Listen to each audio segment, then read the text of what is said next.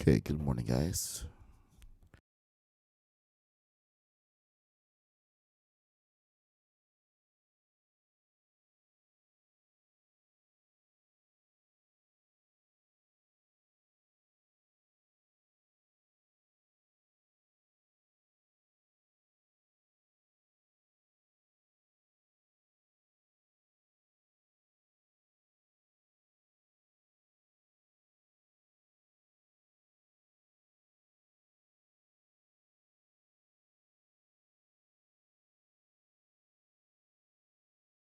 Gonna get my green screen up.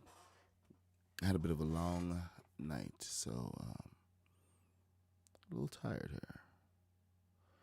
But we're gonna get started.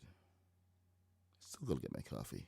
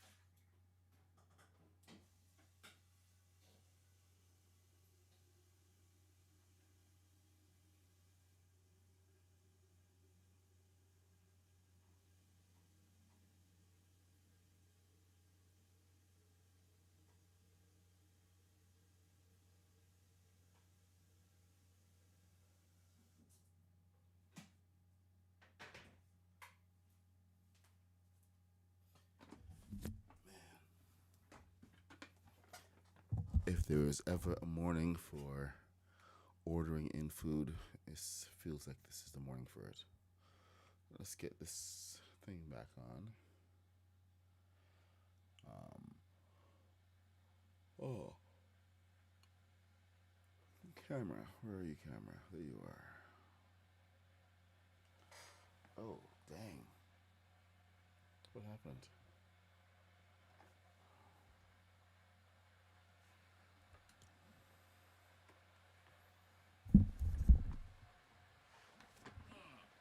Okay, almost there.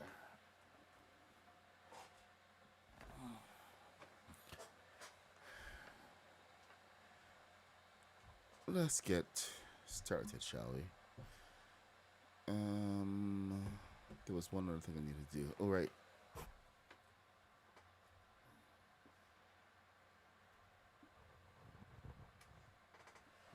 Turn on the light.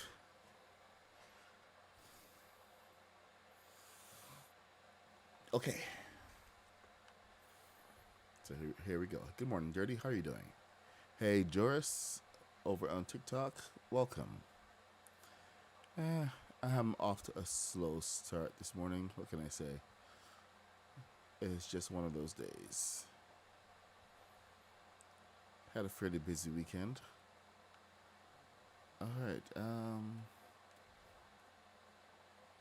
Hold on. Hey, buddy. Can you do me a favor?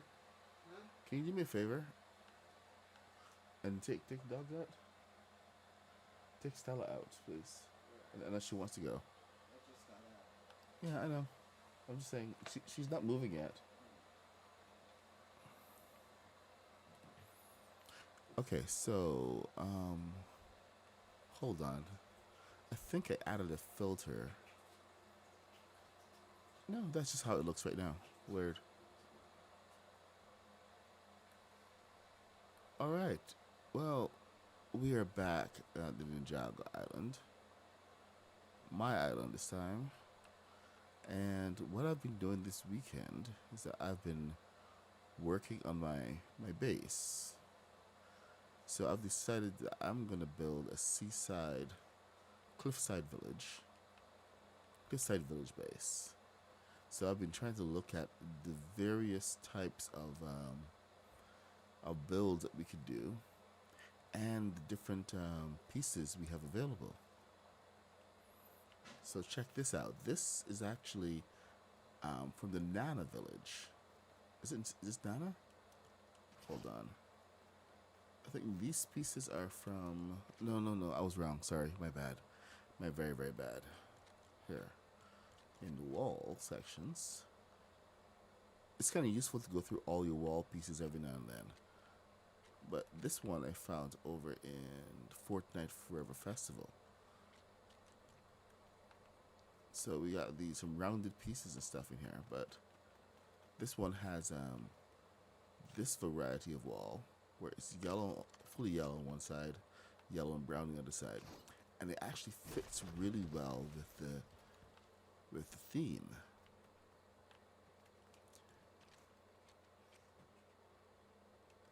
Yeah, I know I'm supposed to be doing ship building right now, but it's a bit of a trial, and I want to take a break from the vehicles for at least a couple days. So I've been trying to really look at what we have in the kits to see how we can expand. Um, we got some interesting looking stuff over in Pleasant Park as well that can possibly mix with some of the Japanese aesthetic. Pleasant Park is not exactly the best source for this, however. So I'm going to take that off. I was hoping the generic pieces would work better. So let's take a look over here. We got these buildings here. Let's use this. Now in the generics, let's take this off. Forever Festival. Generics, we got, well, mostly generics. But you add some Ninjago to that. Start with columns. This is the base of one of the other ones from Shogun, by the way. You can do a little bit of mix and matching here. Hello, what is going on? Wow, everything feels so muted this morning. Colors seem dull. Feels weird. All right. What is? And these are sinking in. What the heck? Hope everyone had a good weekend. Oh, Nino, we are on TikTok and on YouTube as well. So people are joining from different places. But I have this problem again with the using these guys. These are like for temple walls, and these are not widely used across like society and everything. So I have a couple problems using these for everything. And red is such a not just decorative color. It's a rich color, and it's a celebration color. So I have some issues about that. So I've been trying to find alternates, and these might actually be a pretty good alternate. Because do give a little bit more flexibility. I don't like the fact that they don't have the proper windows with these guys. So you kind of have to make it up or do some major substitutions. But it is what it is. So you can do stuff like this though, where you use your generics and you build it out.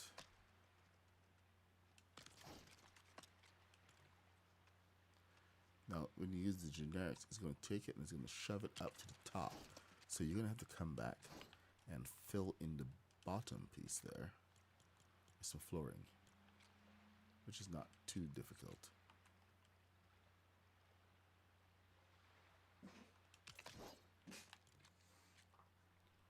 Most generics usually have that kind of gap on the inside. 8, 8.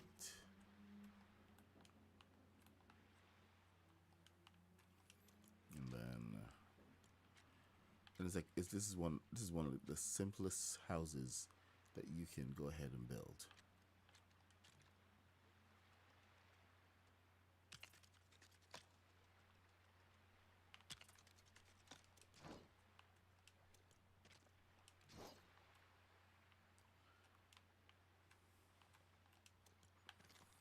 Now, you can either go ahead and expand on this a little bit, add a couple windows like this. Depends on the type of house that you're looking for. These are small, very small houses here. But the idea is to have a different mix of color. Oops.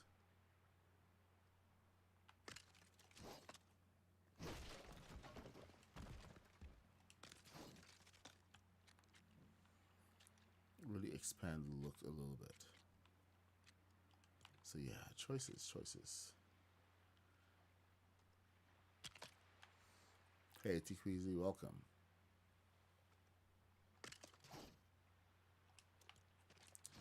How's it going, Dirty? Are you having a good morning?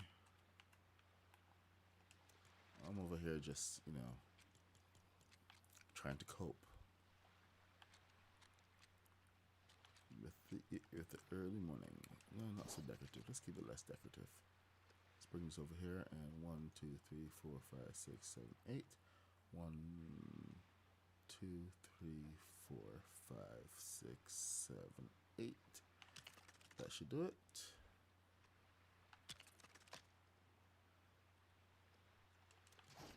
And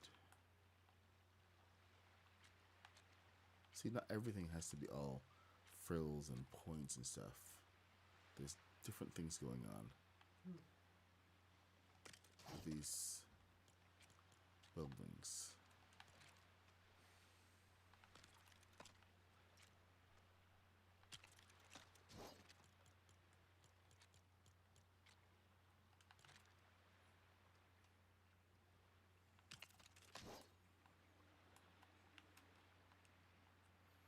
Lots of things going on.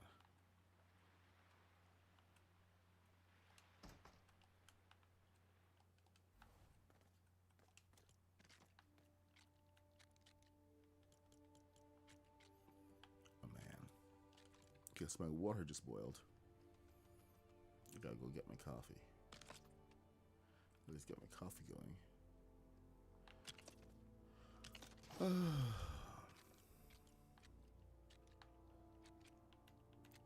Yeah, let's keep it simple.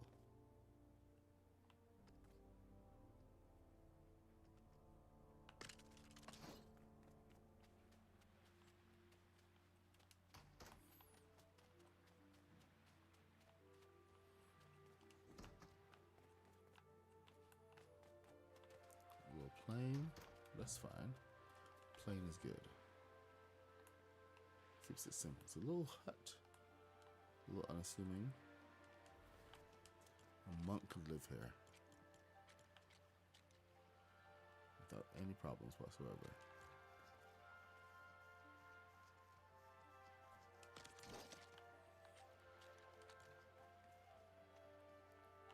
So we want to keep it simple, nice and simple.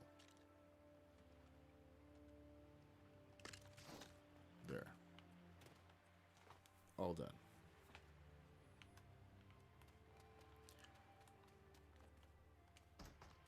You know what I find fun is ignoring idiots who come on and ask me if I find this fun.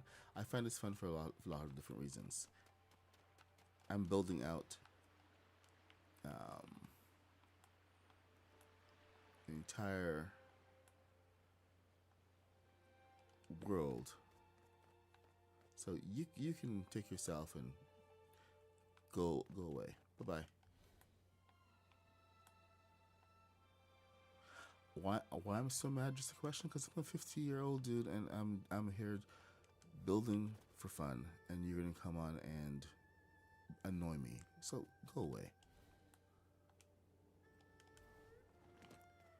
It's one of the reasons why I don't like going on TikTok.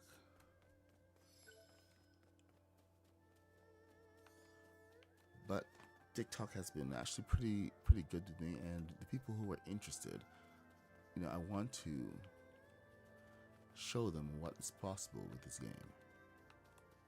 So I do a little bit of exploration, and I show them what we can do, how we can expand and build beyond just prefabs and what the game throws at us. There's like so much that's available. Yeah, I'll ignore the hater. They really do have nothing else to do.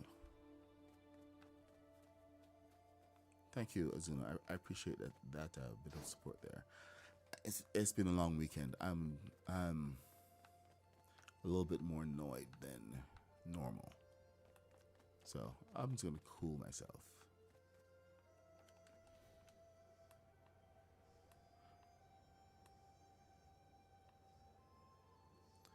All right, so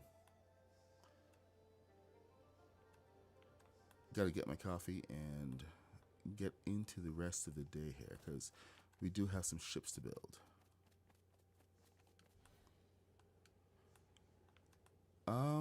I've been actually experimenting. I've been trying not to do the usual stuff um, when this kit landed. So I've been kind of fooling around with looking at Japanese culture and seeing what is available.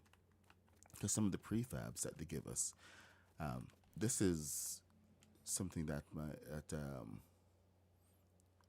they give us in the Shogun set, and we actually, my friend,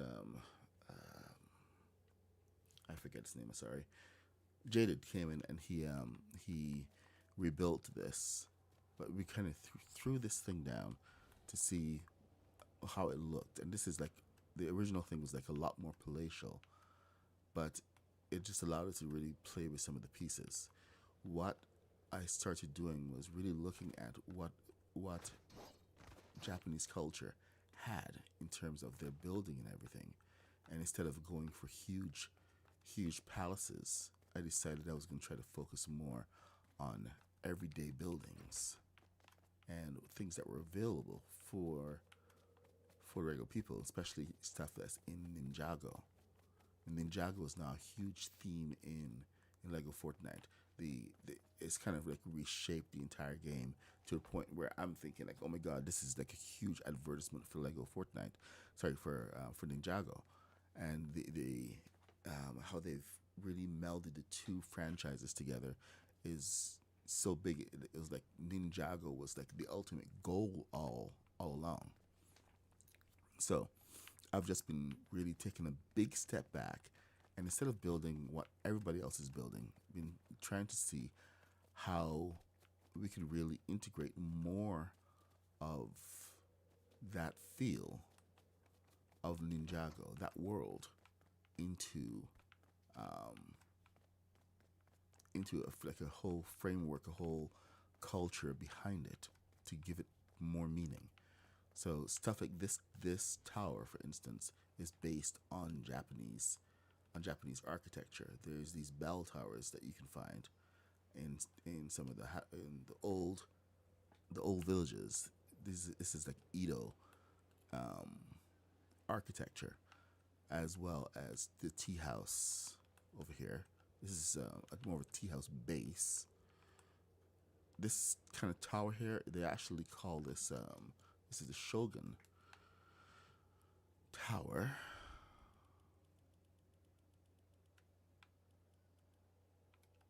Shogun Palace. And this is the Palace Tower. But as you can see, this one is like really, um, it's a palace, man. So most of what they've given us, even this one, it's called a Grand Palace. So it's like really decorative. And you got all these frills and everything. And this is pretty much what they've given us in previous kits. Nothing that was really representative of the regular people. We got the new kits out, and these guys were even more further away from regular people like oh my god, this guy, the Palace of the Oni. That was more of like a villain base. Then we have the the temple. Sorry, the monastery, and then this thing, the lion, the ninja dragon temple. So there's like nothing really. It was more. I don't know. It just felt wrong. Hey, top of the morning to you too. Good morning, Chris Carnage. Next update is probably going to be in. Hey, Jaxie, what's happening? I know. He got me at the bad time. He got me at a bad time. I gotta get my coffee going, but just getting into the morning. So I'm just here, just really trying to expand on how it can fit into the the whole theme, survival theme we have going. Hold on a second. Top my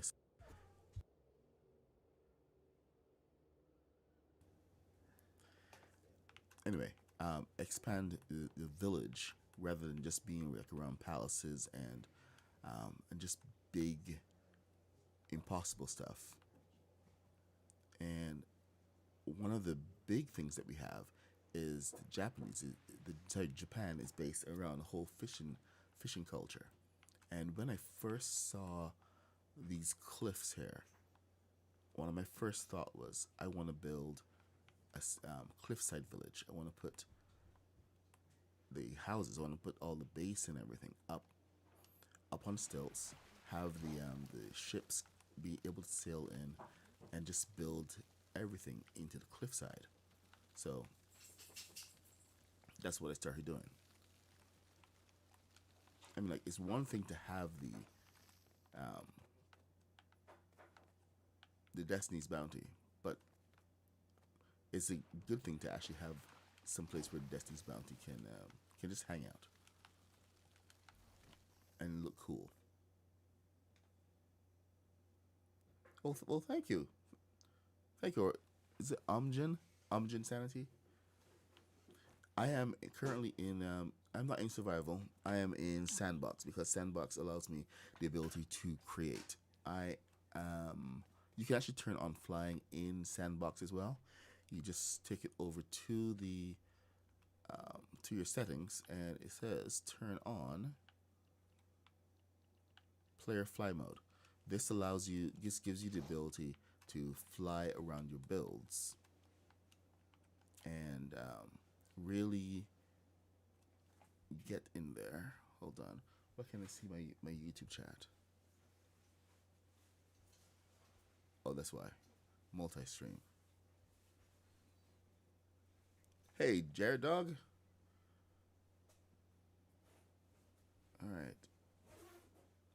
Yeah, I'm seeing a lot more of the the TikTok chat today. Weird. All right, let's get that up properly.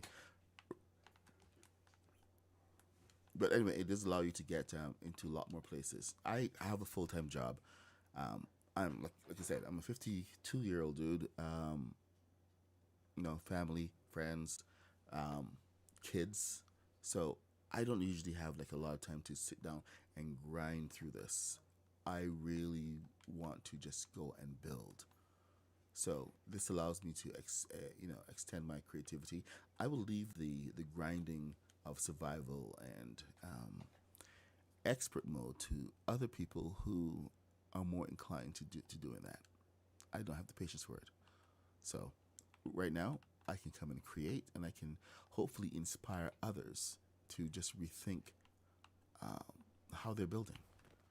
Like for instance, these two, I used only Ninjago pieces for this one. This is like just a basic restaurant down on the docks.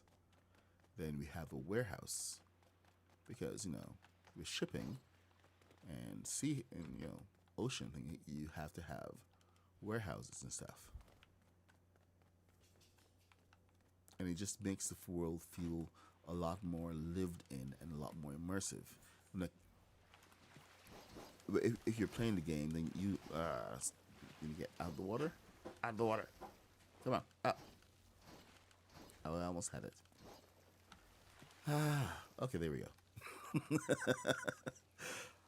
Yeah. Okay. Okay. So I'm building my new boats over here. This is why I'm here. In the first place, get up. Get up. Son of a. What is your problem, buddy? Come on. Out of the water. Thank you. Okay. Anyway, Lego Fortnite had this great opportunity to really expand on the world a little bit, but I wish they had like more NPCs that weren't just enemies or just villagers. Like you can come across like a place like this, and there's just NPCs here, making it feel alive. You can choose. Oh, these are also great for inspiration, by the way, on some of the builds. You're just kind of limited. So my whole mission right now is to kind of recreate some of this, but with their pieces over in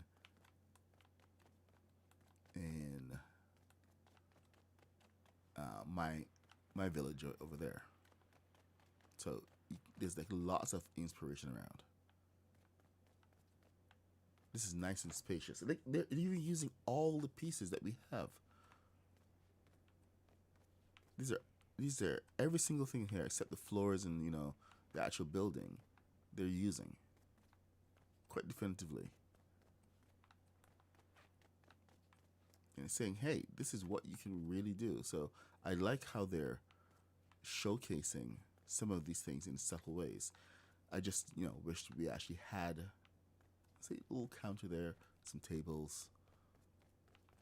I just wish we had NPCs strolling through here. Otherwise, you just come through on a rampage, kill a bunch of enemies, get your chests and your rewards, and you move on. But you're not really experiencing the world. And they usually tend to be pretty small. But this is what we have. So we're gonna work with it and build our own cliffside village. Oh, I still enjoy Legos as an adult. I put it on I've been putting it on my Christmas list now. The some Legos, and my family's finally listening to me. So I still get Legos every now and then. I just got this for Christmas. Spent most of the hour so just before Christmas dinner building that thing. So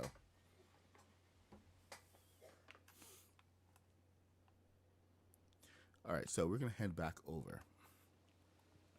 I'm a little livened up right now. I need to go and make some coffee.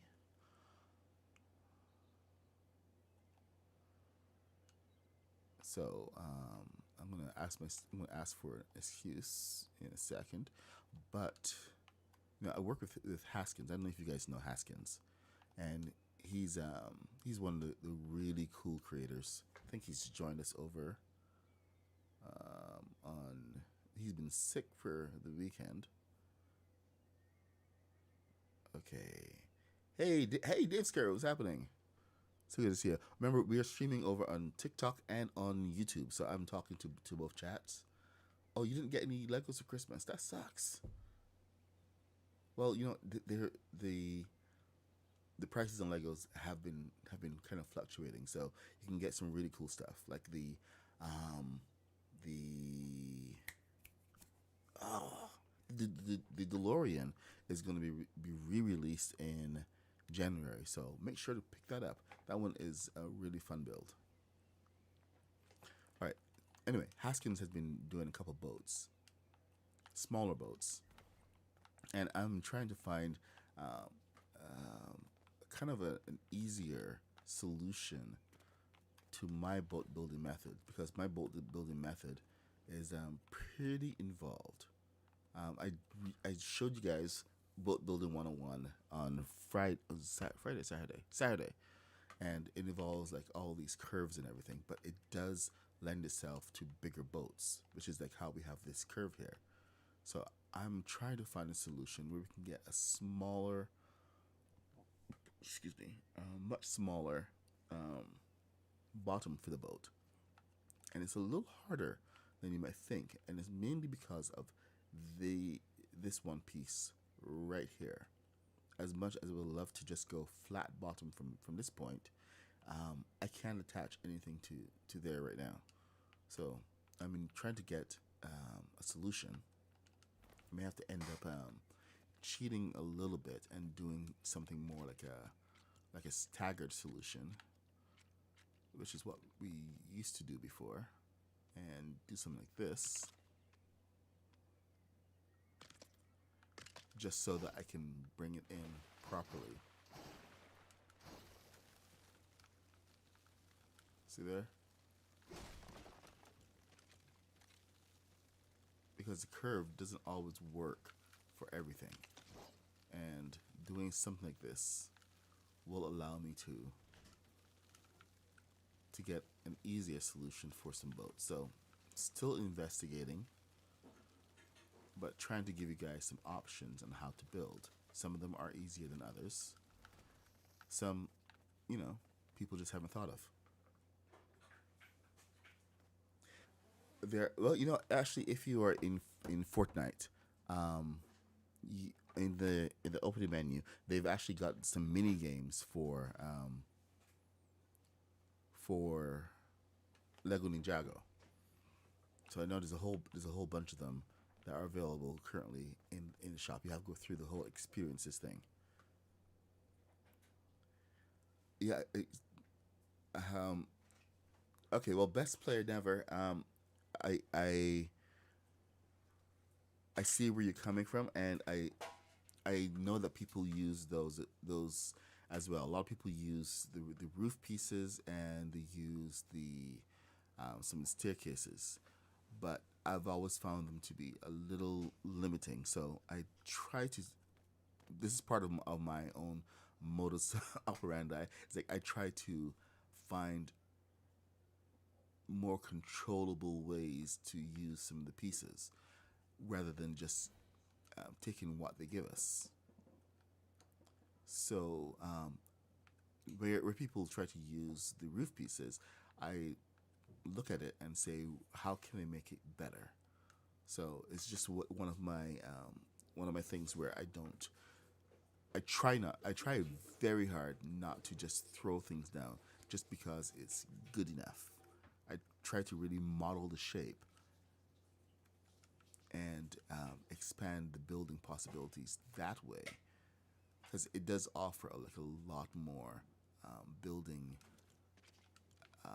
opportunities and aesthetics to really build your own.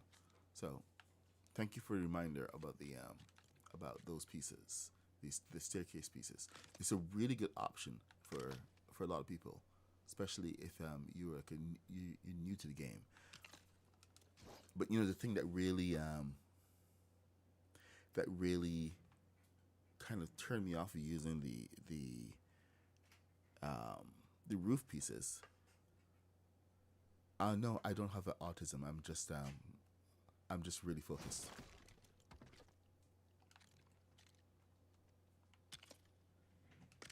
and old. What can I say? Um, have I built a cruise ship? No, I have not built a cruise ship. Let's see. I did build a yacht. Yes, you do. Dude, you still have to come and clear and do the yacht. Why don't you come on in here, man? Jeez. Oh no, I don't think you're trying to be rude. That was actually it's a pretty valid question. Um, I've never been tested or anything, so I mean, as far as I know, I could be somewhere on the spectrum, but I very definitely don't have autism. Uh, Maybe some diagnosed form, but it's actually been coming out a lot more, where people are more aware of what autism is. But I can't claim to have that in any way. So not rude at all. Um, where was I? Okay, right. Okay. Anyway, the point I was making was that we can really shape a lot of what we're building just by experimenting with different pieces. I mean, like this is something you can't do with staircases. With a staircase, let's actually, you know what? Let's throw one down just for comparison. Right next to here. What are you doing? Come on, be nice. Be nice to me, damn it.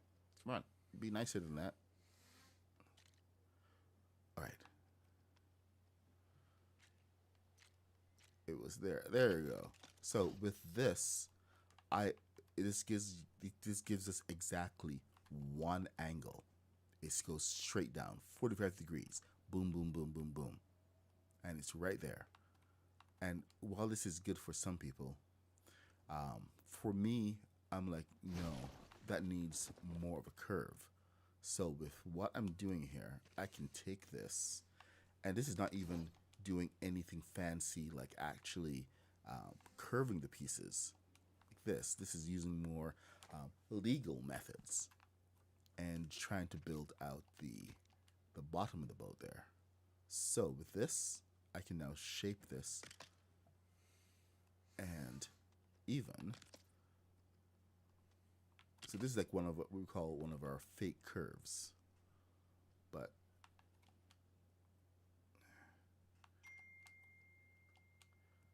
okay, hold on a sec. My wife needs some caffeine, so I'm going to be right back. Oh, hold on. This is a new button I have. I'm gonna deploy. Oh no, I didn't do it. Anyway, I'm gonna deploy the be right back button. So give me a second.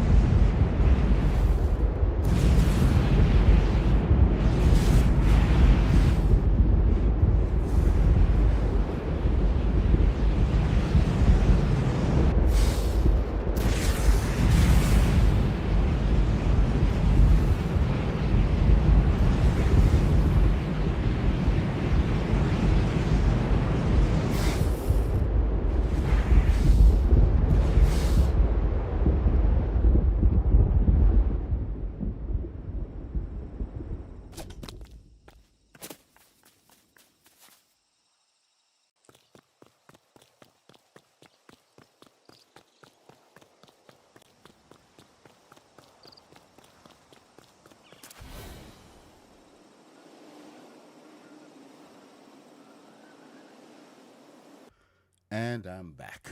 Hey guys. Okay. Where did I put it? Oh, bugger.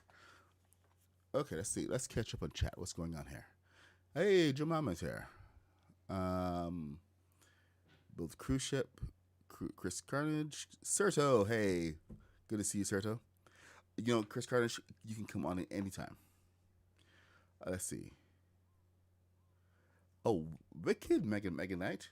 Lego, the game has changed. It has evolved so much. It's still got issues, but you know what? It's a lot more fun to play right now. So now is a great time to be here. Let's see. So we are looking at okay. So I guess this is shipbuilding 101. Now, hold on. My wife, she's sick, so she's texting me instead of yelling from the other room, which is a lot more efficient, by the way. So we're gonna, I think we're gonna build out the rest of the ship using this method. I mean, like, why not? This is the first way I started off building ships. So like, there's two ways you can go. You can use the rounded method. I think this, for smaller ships, this may actually be a lot better. So I'm just gonna throw away all the work I've done over here. It's fairly simple to build back up. So don't worry about me. And of course, it's nighttime. So you know what that means. Oh, hold on. What's my inventory like? Oh, my inventory is full. Back to the codex. And that's food. That's food. Here we go.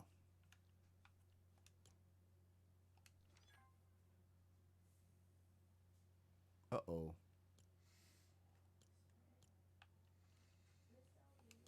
Here we go. Okay, so now we can see what's going on.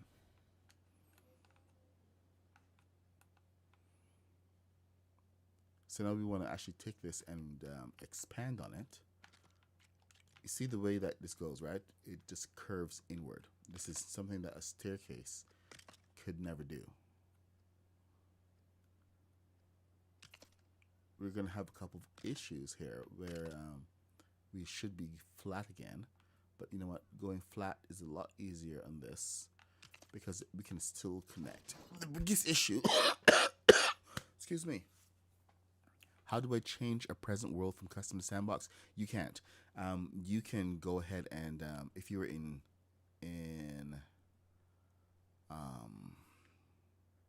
survival, you can take it into the settings. Go to the settings. Make sure that you can move this around. And right now, just turn enemies on, but you can turn enemies off. I've done this a couple times where I've had to build with enemies on, and it's a huge pain, especially when you're building something as intricate and as big as the Destiny's bounty. You don't want to have a beast lobbing stuff at you. It's very disruptive. So let's see. We can change your all your settings here, but if you want to take this into more of a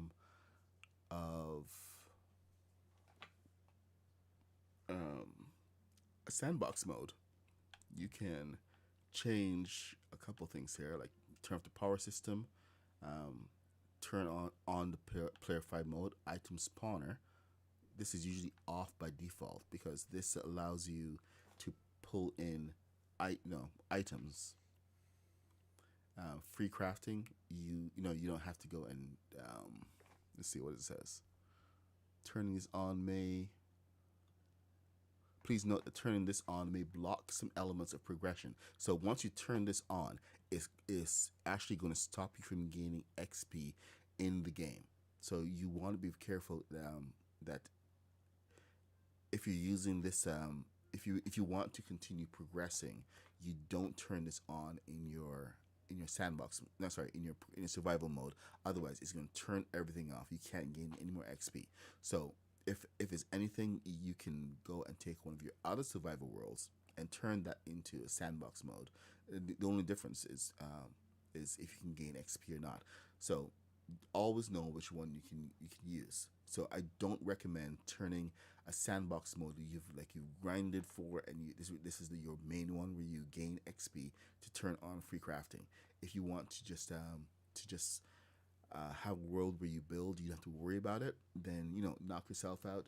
Just you start a new world as as sandbox, or turn that one setting on. Once you turn that one setting on, it just takes everything, not everything away, but it stops you from progressing. So it's like one of those anti cheat systems where where people try to say, "Oh, well, I can just go and turn all this on and completely cheese it." So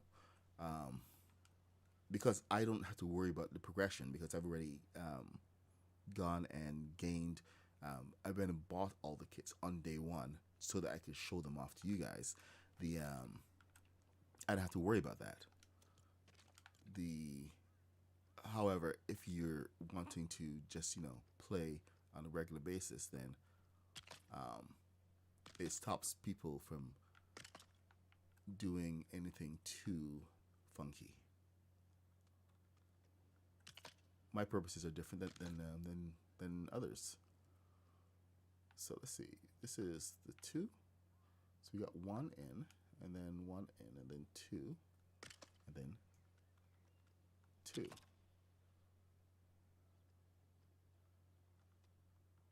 So this should give us some little something different. In the way, me in the way. Get out of there. All right. So there you go. Now these both line up, and we have kind of a semi curve. What's a memory I look back on a lot? I actually don't look back on memories a lot. It's just one of those things. I tend to have a more forward looking perspective, so I don't kind of dwell in the past. Interesting question though. Do you find yourself looking back on the past a lot? Okay, now see this. This is a little tricky, and this is where you're gonna have to use some of some of the knowledge that you may have picked up here and there. Your machine blocks are going to bring this back to focus. So what we want to do here is set a position where we can use the machine blocks to bring the other pieces back in. Going from the top gives us an alignment to the bottom of this piece. Okay? So with this, I can now take this and I can put this either onto the edge, bring it on over, or we can bring it up. And this is now flush to the bottom. Now, flush may not necessarily be the best option here. Go down one more, and there. So this, I'm showing you like this is the other secret sauce, the other method for building those curves.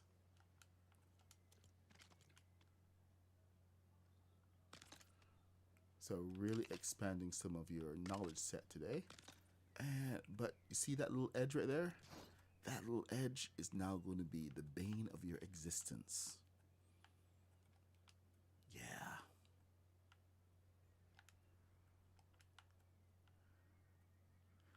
It's gonna drive you crazy because it's always going to be there. Once you've turned, you've lost a little bit of space because the vertical space between the vertical space for the Lego is different than the horizontal space, and it man.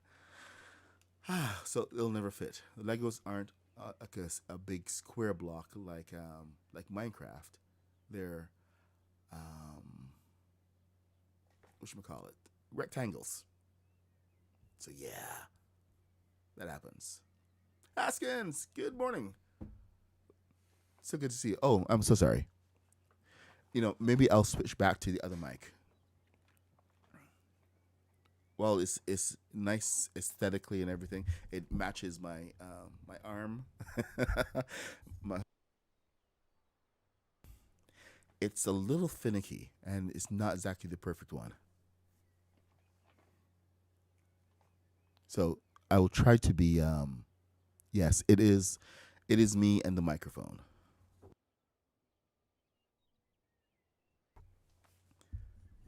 Can I turn the mic up automatically? Hold on. Let me see how high this can go. Okay, yeah. All right, anyway. Thanks for the warning, guys. Okay, so I think we may be able to get a little bit more of that spacing if we go one more. Possibly. Let's try one more. If it doesn't go away, nothing lost, nothing gained. But we can at least try, because this is the biggest pain in the game. I must say that one thing that I do look back on is not a memory that I dwell on, because I have 52 years of memories to deal with. So it's kind of hard to choose some of the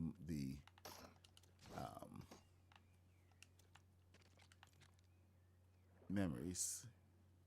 Lots of regrets. Oh, so many regrets. You can start giving me flashbacks here, man. All right. Okay. So I've got my own years of trauma and PTSD to deal with. Trying to wreck me. Oh, that worked. Okay. So that's a thing. Okay, I think we're gonna have to measure. We have to measure this so we can replicate it. Wicked. That space is now gone. So if you, okay, what the heck did we do? So we came in 2, then we have 3 and a 3. So why is that canceling the other one out? Because 2, 2, 2, 2, 3, 1, 2, 2, 3, 3. Oh, hold on. One of these sides is not equal. This is not equal. This is a 4. So that doesn't quite fully cancel it out. Since it's not equal at all, it just gives you like a full space.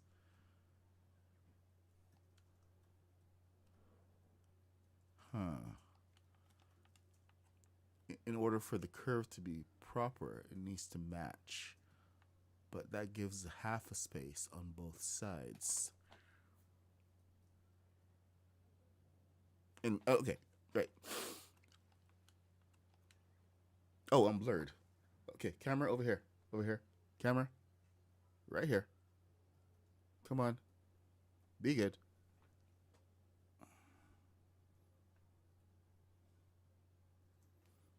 There you go. El Gato. That's the El Gato face cam. Used to have the Razor, but the Razor kept messing around with me, so I swapped it out. Maybe I should go back. Okay, let's see what we have going on here. So I can either continue messing around with that, or I can continue building the rest of the boat. So you know what? I'm going to continue building the rest of the boat, and we can come back and finish up. Try to figure out the exact spacing on the bottom later on. I mean, there's nothing saying that we can't just do something like this and just Oh, actually, no, there is one thing saying that we can't. And that thing is the center of the boat.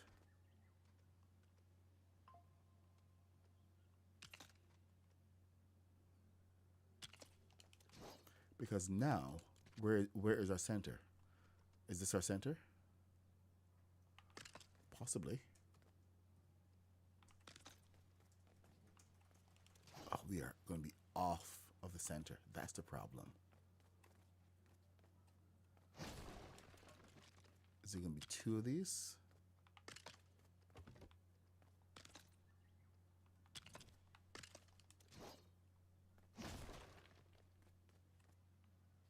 It looks centerish, but even though it's off. Man, that's going to drive me to the crazy.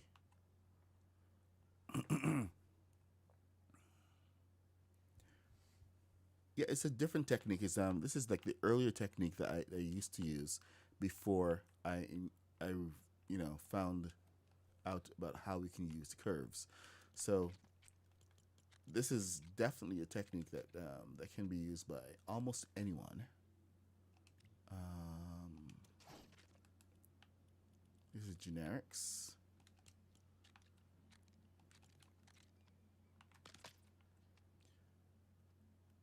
Like I said, thanks to you guys over on TikTok who stepped in with that troll earlier and just reminded me of the impact that I can have with some of you guys. So thank you for that. I mean, I'm always one to say don't feed the trolls, but this morning I fed the troll. Didn't listen to my own advice.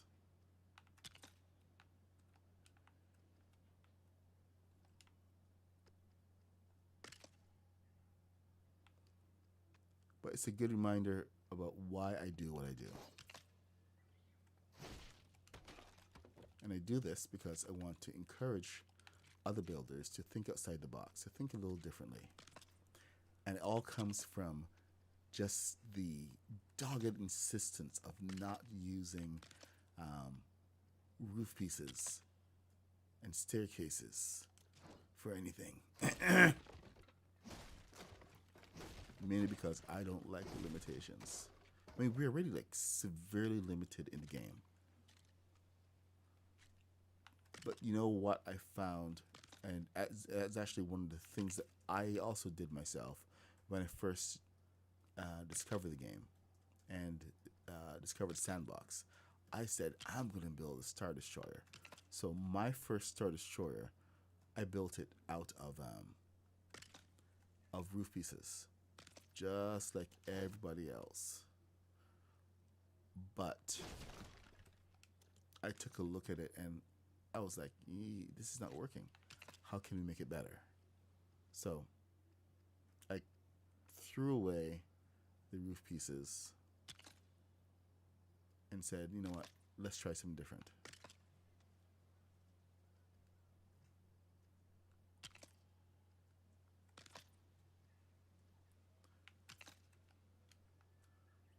I'm really glad that I did because it opened up my mind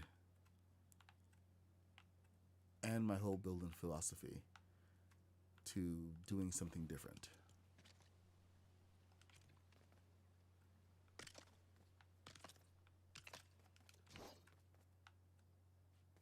Right.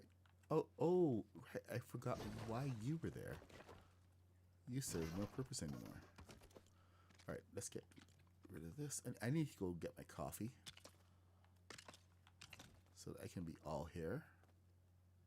1, 2, so I don't have to boil the water again. But there you go, bottom of your boat.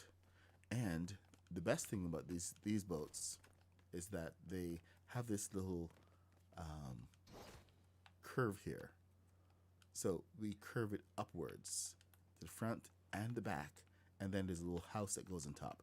You can take this same technique and actually expand it a lot more if you want an easier way to build a different boat. So if you want to build your Destiny's Bounty, you can go ahead and use this technique. Just make sure to know the size that you're aiming for.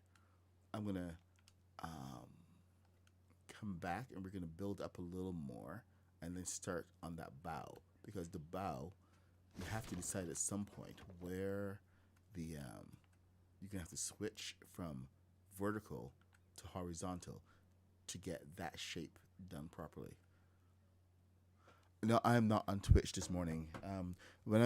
For some reason, when I'm on Twitch and on YouTube or on TikTok, they don't like each other, and it just they don't work together, and they stifle each other. I'll be right back. Let me go and pour this coffee.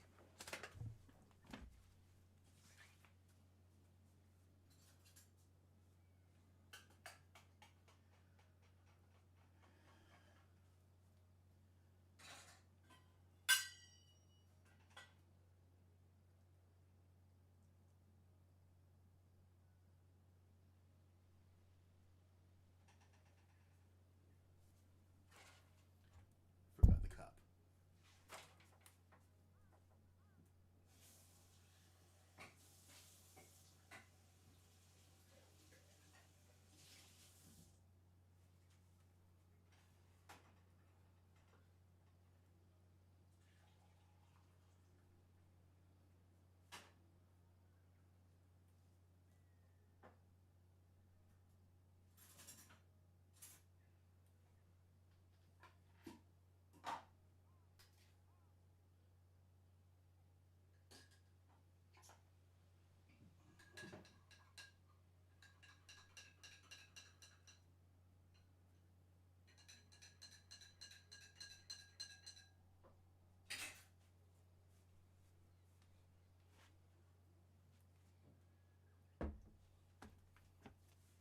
Okay, back. Okay, guys, don't get your hopes up that they're going to give us the Rhaenyra kit. Um, they have a bad history of teasing us with stuff. I mean, look at the Star Wars release, where we had the ability to get certain types of floors, like metal floors and everything, and they did not give it to us, either out of spite or something. I don't know. I don't know why. Can't guess why. But we didn't get a lot of the pieces that should have been obvious. So don't get yourself all worked up, because that way leads to disappointment. Sorry, but it's true. All right, let's get this here attached. Perfect. Get you attached here. Now with the back, I can either push inward. Okay, let's deal with the front first. I think I want to take this in one step. Let's experiment a little bit, shall we?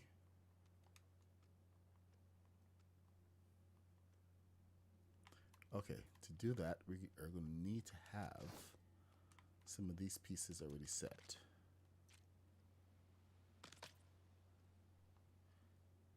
And yeah, okay. So we're going to be pushing in from the side.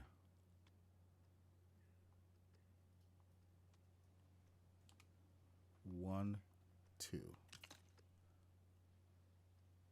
Next section already has one. I think we're gonna have to start scaling back a little bit. So maybe go to 6. 1, 2.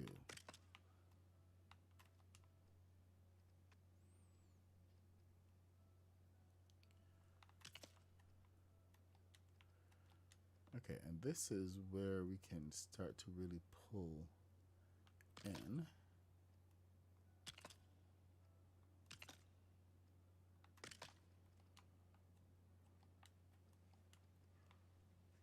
I think this should probably be the start of it, where we can pull it in here. Now, there's 2 types of fronts we can get. There was one that was angled. So I'm wondering how useful this piece would be.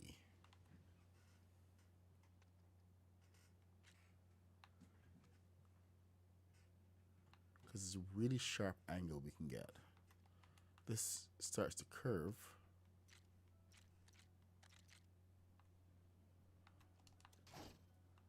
But I don't think that's going to actually give me many options there.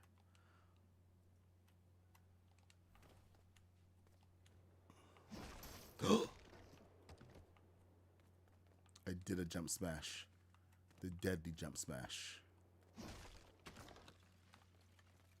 Okay, good. I got the floor back there, so I can attack this with impunity. There we go. So we have 6s.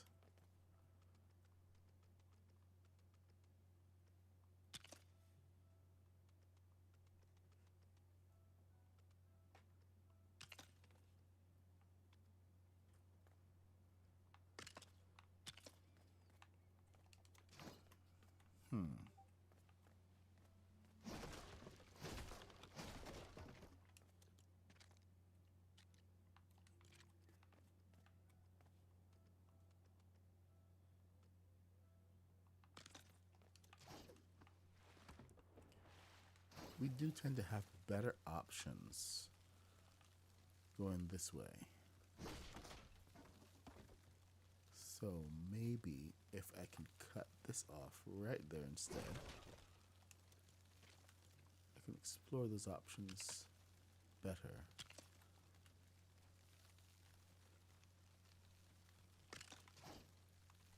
There, yeah, I like that. Question is if I can mix it from the other side too.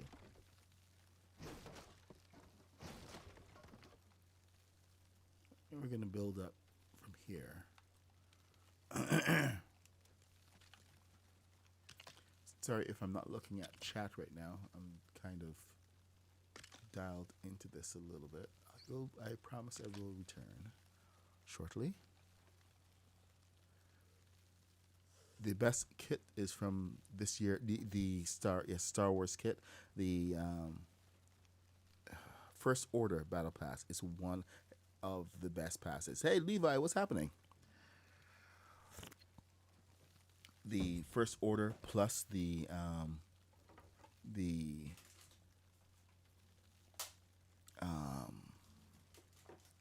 oh my god, I forget what it's called. Supernova. When you add the two of those kits together, amazing things happen. I actually found the things because of Supernova that I was able to get like the best combination.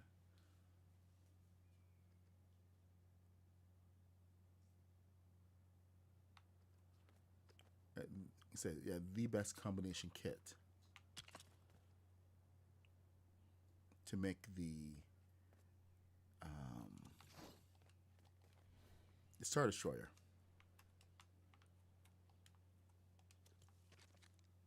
It's just simply like the best thing, and this combining those two kits could not have happened any other way.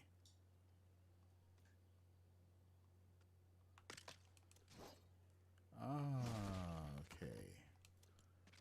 And then 3. Uh-oh. Yeah, that's a big uh-oh right there.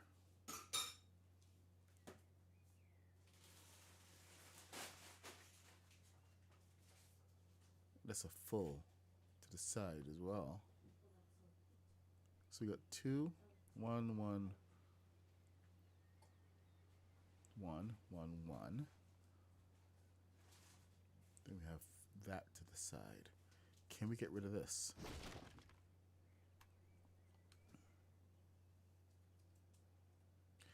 Almost there.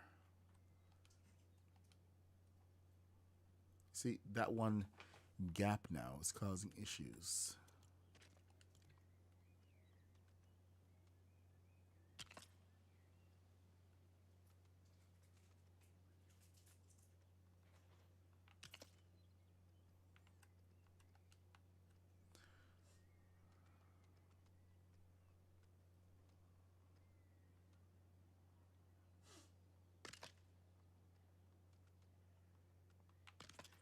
My symmetry is gone. It's not symmetrical anymore. If we go from the outside and move inward, we can regain that symmetry. It's just not going to be the same from the other side. So we're going to have to choose which one. Oops.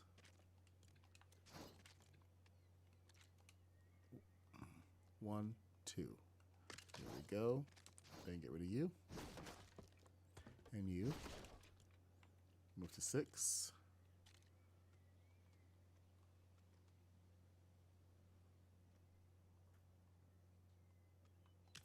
Down there.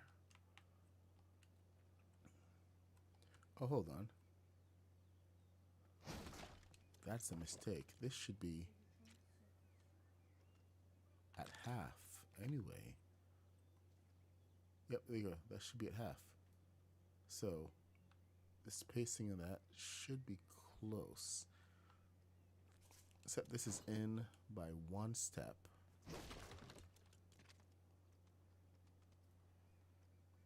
I think we can regain symmetry.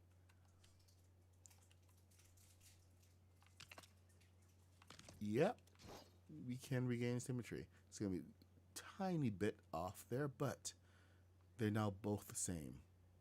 At least where they join. This bit in here is a little problematic, but you know what? Nothing we can't deal with.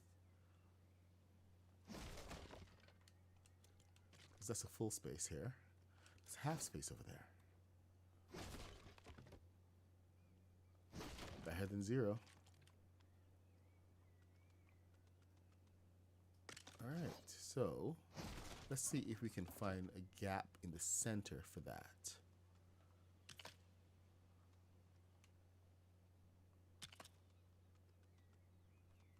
There. I feel better about that than, at the sides. So this means that we can now continue our push. Okay, what do we got?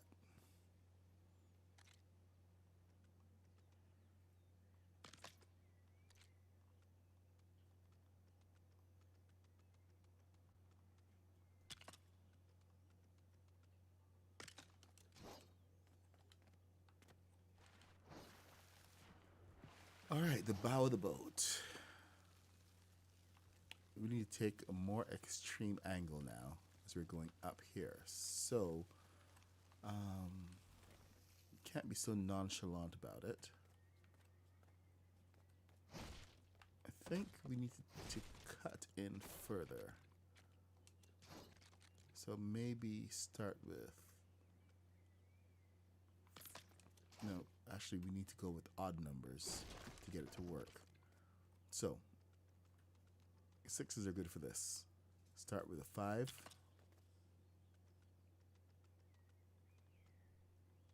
Take it to a 4.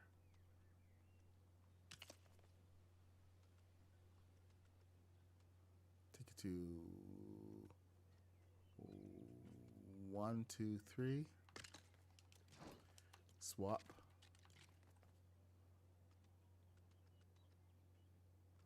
2, 3. 3.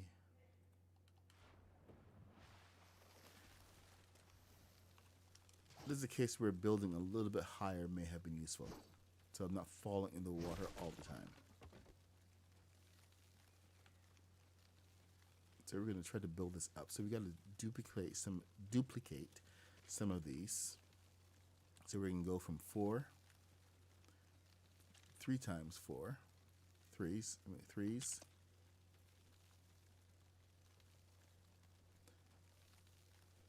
2, 2, 1,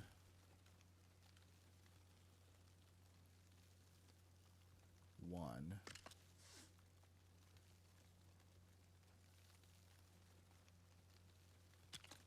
Then it's going to be 1s pretty much all the way up, because we're going to start a double up.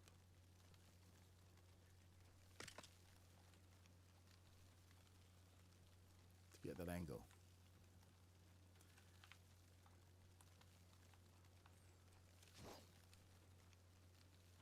See, and there it is. The front of the boat. Now we have to double it over here. Now here is one of the things that is going to be very useful for you. Make sure that you always do the two sides at the same time. Otherwise, you can get lost pretty quickly.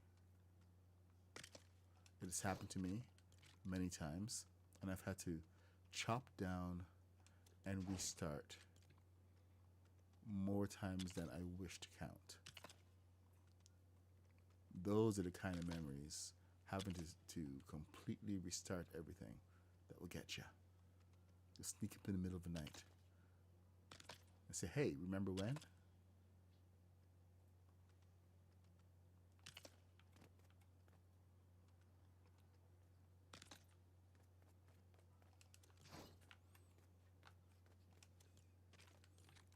All right, so we're going to take, on the next piece here, we're going to take 2 steps back. I think 2 steps should be good for everything that we do here. 1, 2, 1, 2. Let's do the same thing over here. And 2 steps is kind of the formation of the grid. So you want to put your piece here, 2 steps back.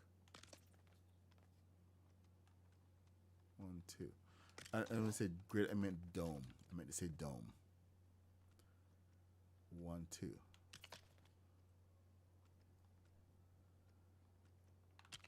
There we go. 1, 2, 1, 2, and then we can switch to a smaller piece.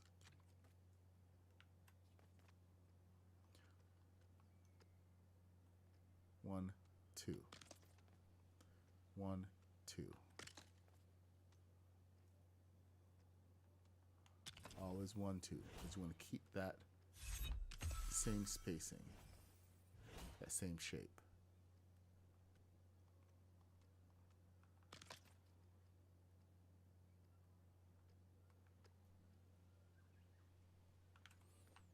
Okay.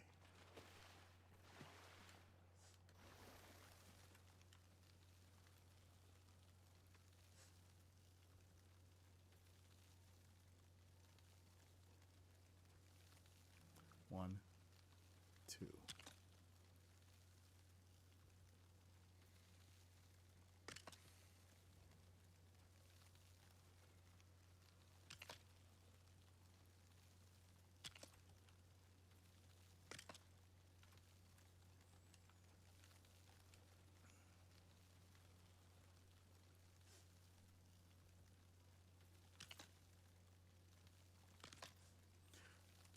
Another cue that you can use. Why do I keep frosting over?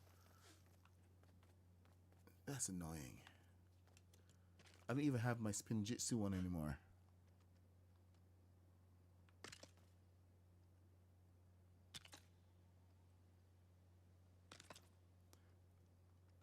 Okay, right. I was saying another cue that you can use is it aligns to the next one or previous before. So you can always get back to there. Okay, this one is a little bit off because of this one piece there. So,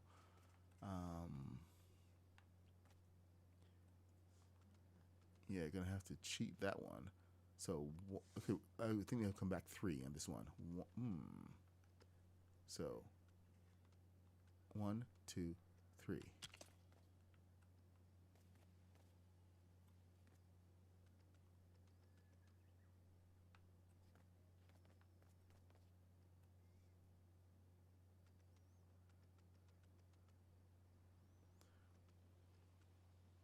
One, 2, 3.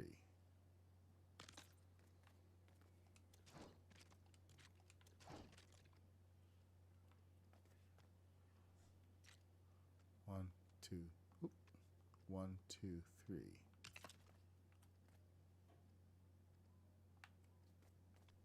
let's see how this one works. 1, 2, 3. I usually only use 1, 2. So 1, 2, 3. A little unsure about how this one is going to turn out.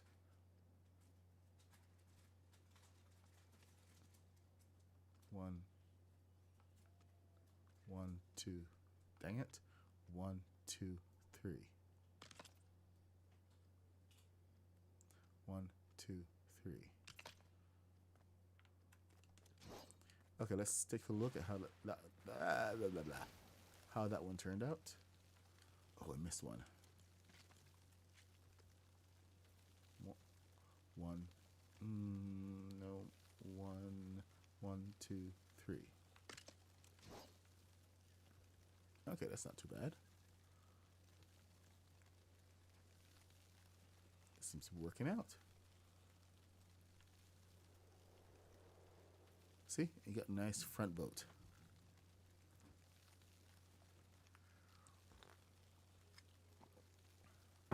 It is not a specific boat. This is actually a little exercise in building the bow of a boat. This is a Japanese fishing boat, traditional Japanese fishing boat. But the whole theme here is that you can take any of the techniques that I use, and I prefer to teach you the techniques.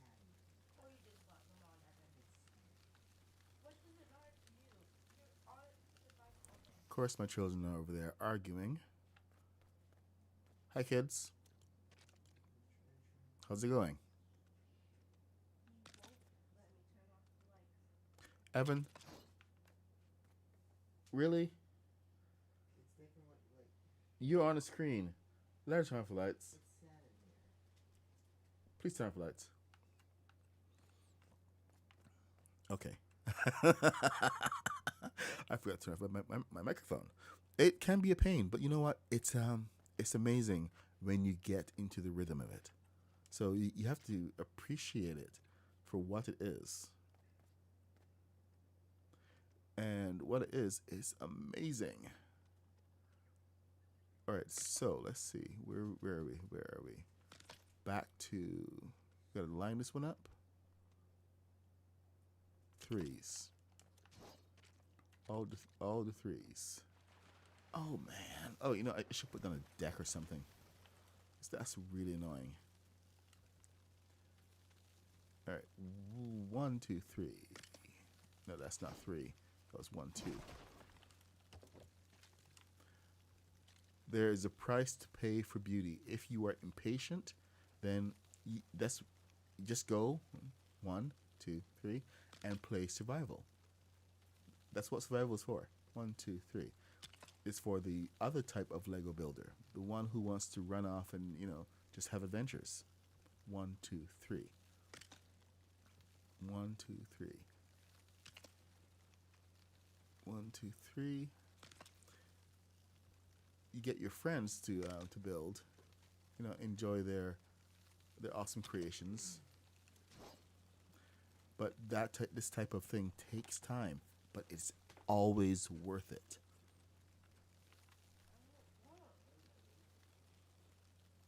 Okay, so this one, we're gonna have to start way back here. The Ninjago Pass is awesome, so I don't know what you're talking about. If you're looking at prefabs, not so good. But the actual pieces they've given us in the past, they are absolutely brilliant. So take those words out of your mouth, man. Not cool. Ragging on my Ninjago Pass. It's not as great as some of the others that we've had, but it's still a very good pass.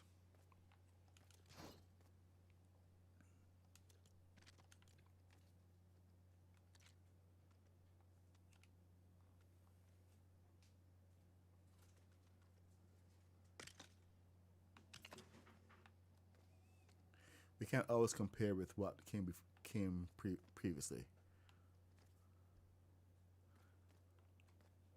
Okay, you're obviously looking at it from a different perspective. You're Strifa. I think you may be thinking of the adventure component because the building component is really really good. Now the whole adventure portion of this, I don't know how you can even say that Lost Isles was better. Clearly two different types of game. Oh, that's not gonna be fun.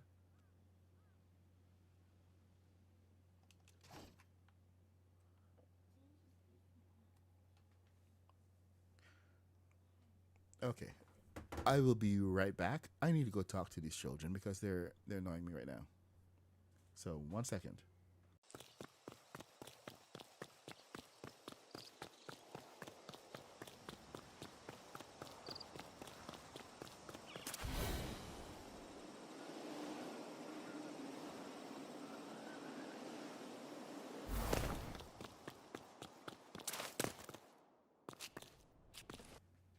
And we're back. Okay, so hey, so we got Sosa Ribeiro. Welcome. Lady Light, hey, Rooster, good morning. We're building um going back to basic shipbuilding right now and trying to show how we can just build up the sides of the boat to make it match up.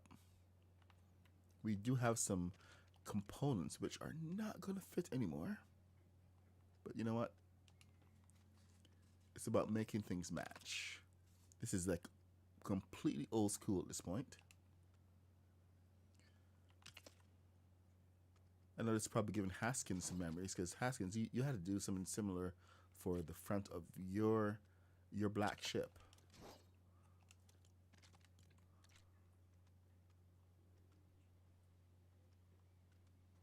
That was all angles. Right now, we are actually moving away from the angles on this particular build so that we can get a little bit more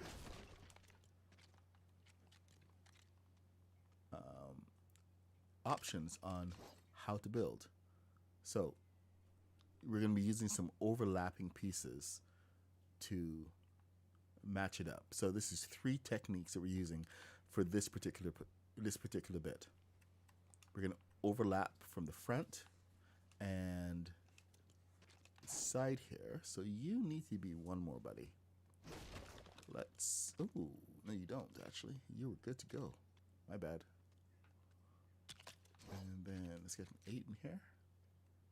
There. Perfect.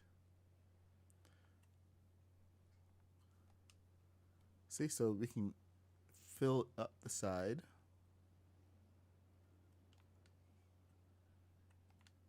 And make things work. Thank you for the follows. I appreciate you guys.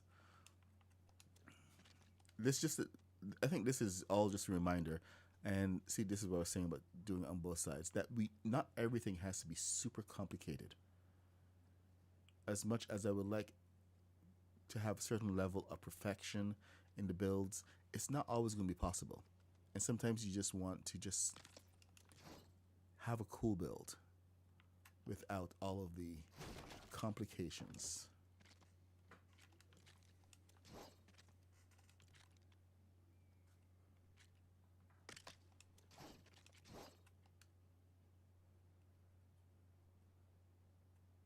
Oh man, okay. I need to remind myself.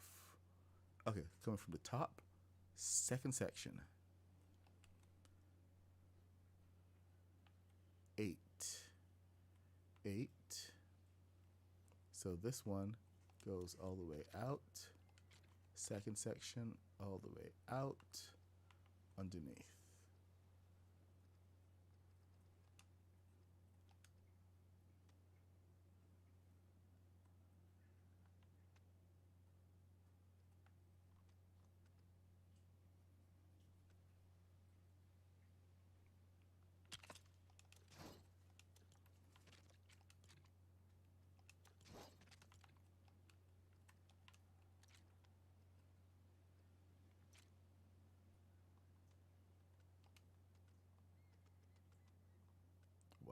That's a lot of space to travel. A lot of space.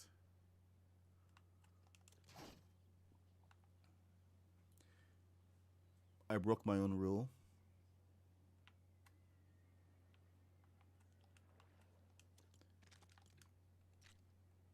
Don't break your own rule. Bad things happen. Okay, let's try this again. Ah, you, come on, get over there. 1, 2. Okay, so hopefully that should line up. Oh, no, it shouldn't actually, because that is 4, 2, 2. Dang. Wow. I went all the way over there.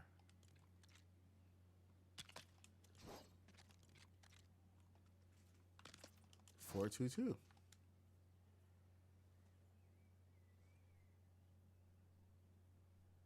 And you come to the second piece.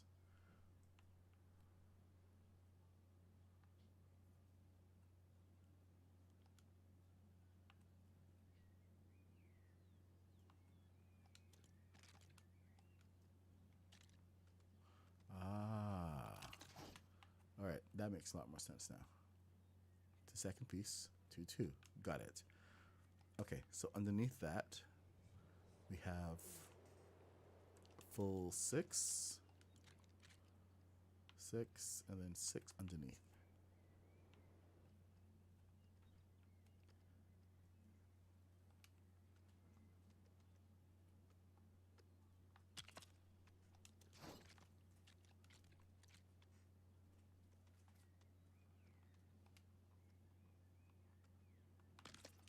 There we go, full 6.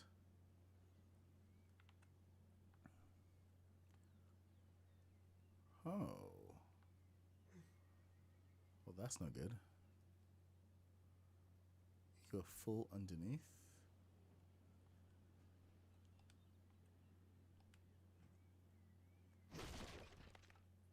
Got it.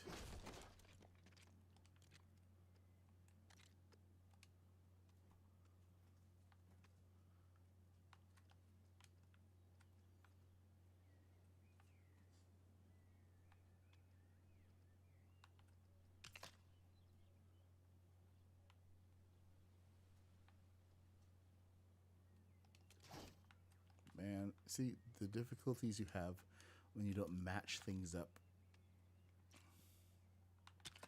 This is what happens.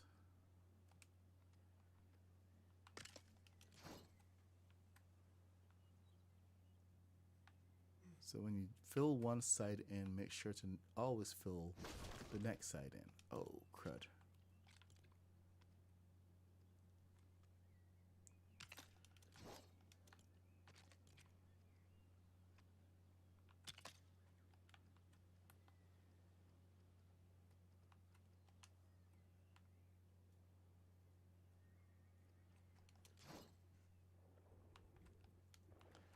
And this is the point where I can say close enough. Because once I'm done with this, I never have to look at that part again. But it's going to be...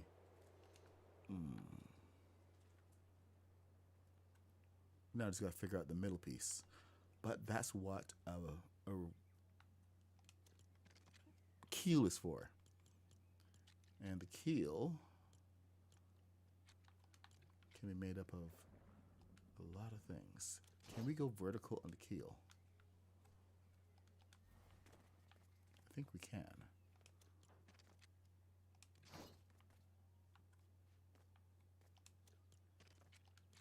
So if we go, let's say, from here and bring that forward, then vertical down to here, that should, should is different than will.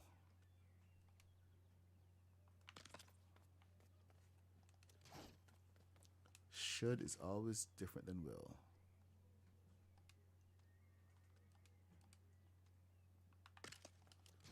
Okay.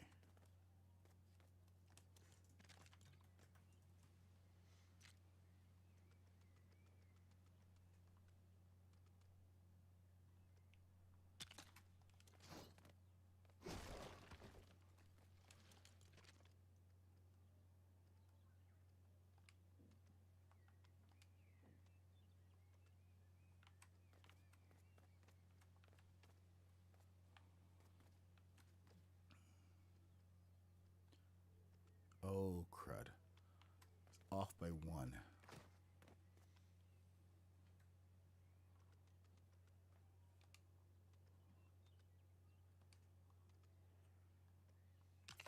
All right. Let's see if we can do that again.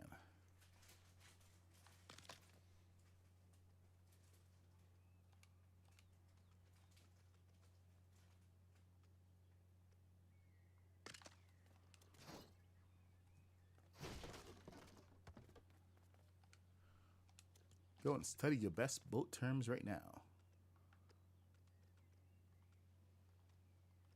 You landlubbers. Oh boy.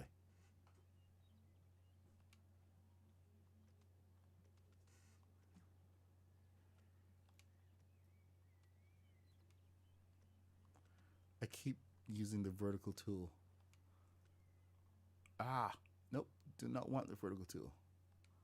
Vertical tool off.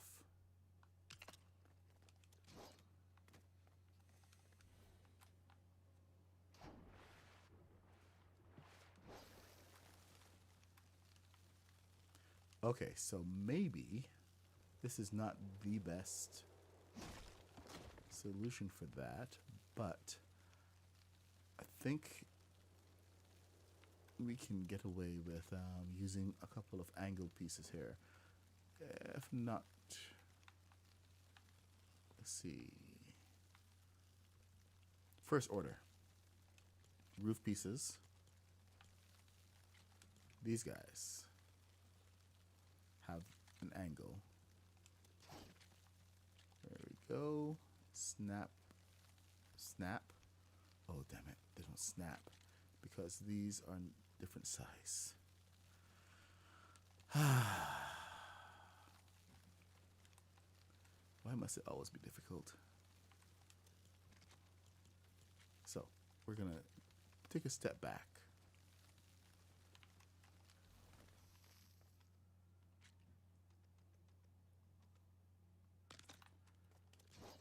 All right. So now we're taking a step back. We need to take a step forward over here and set the stage so this has something to rest on. Let's get rid of that. And then this guy is going to come right in here and go down.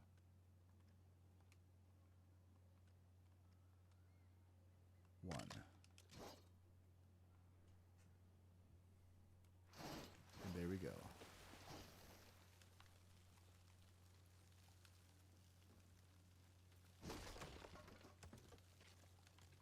Now you can choose to go the other route, which is put down straight pieces if you don't have this keel, this piece right here, because I'm only faking a keel.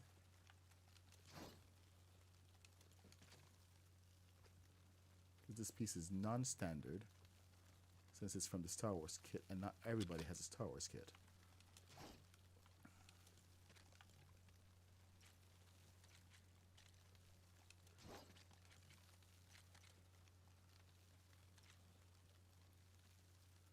Oh, come on.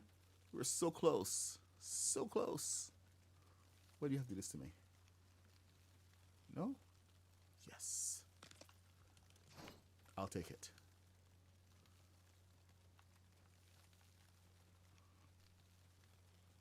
Kind of like that. Now, if I had actually gone one step, 2 steps back, it could have been perfect right in there. But we didn't. You can work the rest of the keel, though. Like I said, build a little higher, and you have much more of the world to help shape your vision. Dang! It's 10:16. A little past my my regular time. I'm the MadPuck66. I usually stream from 8:30 a.m. till 10 a.m., which is when I have to run off to work. I am on Christmas holiday right now, but we do still have a little advanced schedule to work with. Kaboom is streaming this morning over on YouTube, So if you want to do any dragon runs or whatever, or find out a little more information, Kaboom is one of the members of the Craftopia community, one of the founding members, and he's one of the coolest guys that you will ever meet. So you want to learn something from Kaboom? Um, I encourage you to go check out his stream. Otherwise, you can hang around with me for a little bit while I just finish out the rest of this shipbuilding tutorial. Shipbuilding 101. There. And the advantage of the keel, by the way, is that this is the part of the ship that slices through the water, and it's the part that hits anything else first. So you got to remember that part. It hits anything else first. Now, I may have to use... Oh, actually, since that is doubled, I can use a different piece there. So I can have my keel and have it too.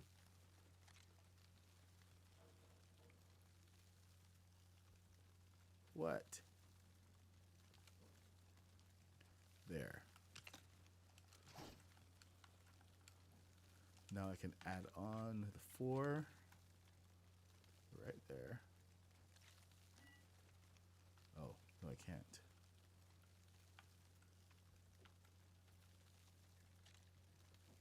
Oh, up 1. There we go.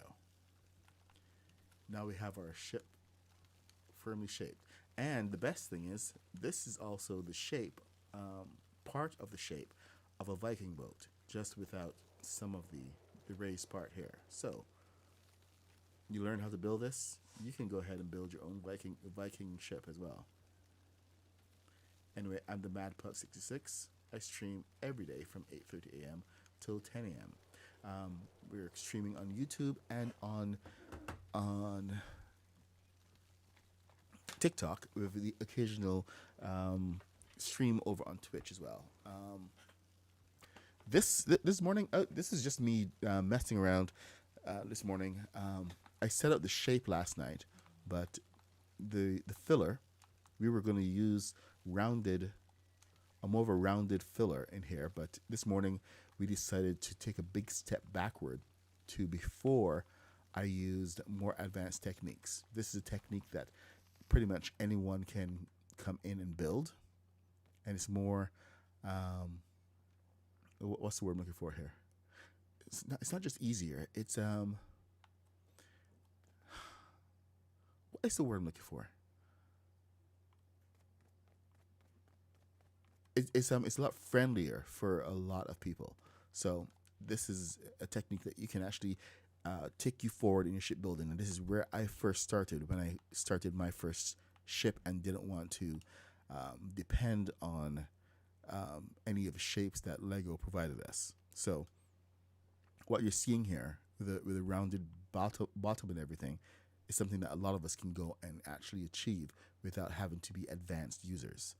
So this is really more shipbuilding 101. The last time that I did it was shipbuilding advanced. So yeah.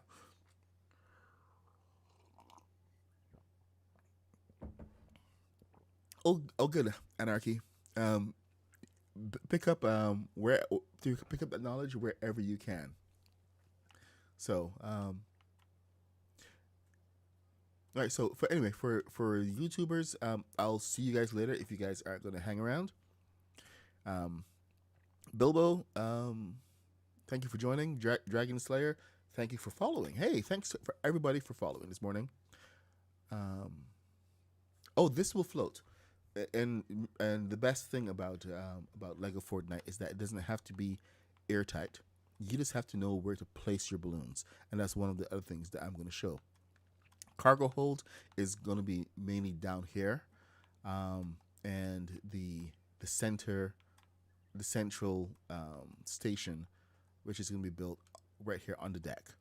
So but this is like the most important part of the ship. We now have to figure out the back end, and there's 2 back ends that we can go with. either the flat back end, and there's one more back end. Sorry, two more of a cover a rounded one, but then ends flat, and then there's another one that ends looking just like this. So there's two sides of this. This is Lego Fortnite. You didn't get. Oh, no. Man, they are not generous when it comes to Christmas, Taz. Welcome to the world of Lego Fortnite.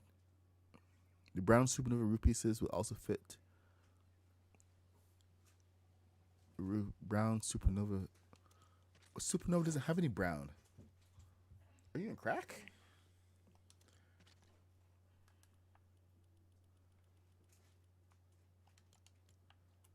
Supernova doesn't have brown. And these are 45-degree angles. The advantage of these guys is that these are more of long, say around 15 degrees. Okay. So, let me just build up the rest of this deck here. Um, we may have to end up just dealing with this as it is, because there's only so much we can do with the spacing. So this may just stay just like that. It's not perfect, I know, but I mean, unless we can come to here and say, let's not go any further. Let's see, can we do that? Because no, that does not let me come down one. Is that half space right in there that stops it from doing that?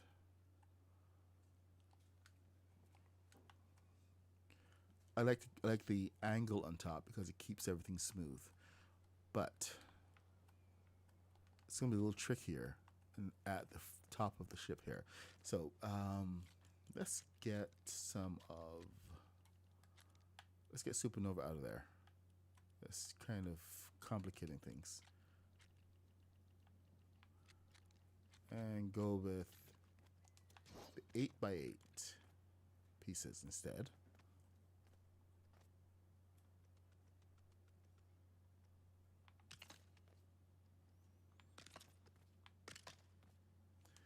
Now we can follow the curve of the deck somewhat. Just a little bit. If we want a more of a gradation, here's what we can do. Take it up one step, not two. And we know that going forward, this entire deck is going to be going up. Upward here.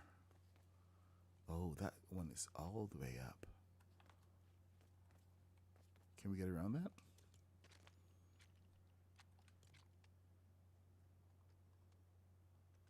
Takes away a whole third of the deck.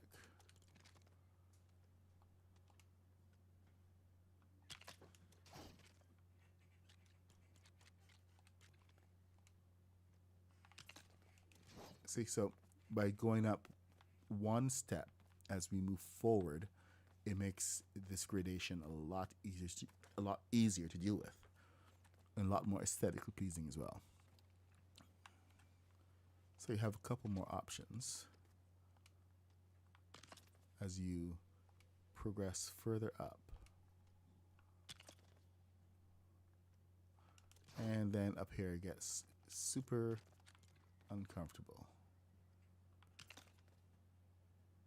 because this is where the angle comes in.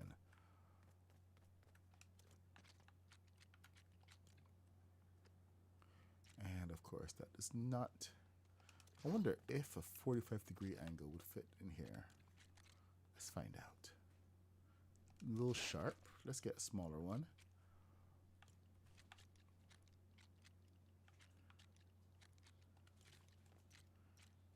Why are these so big? This is medium. You're an 8x8.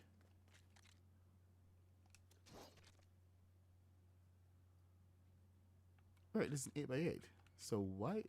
so big. Dang. We need a 4x4. Okay, to get that properly, we would actually have to end up using something different. And I want to keep this into the realm of possibility. So we're just going to have to not cheese it and just work with what we got.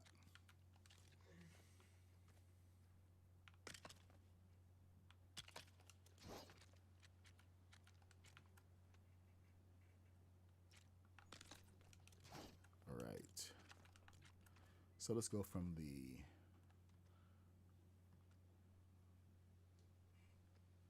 outside. Oops.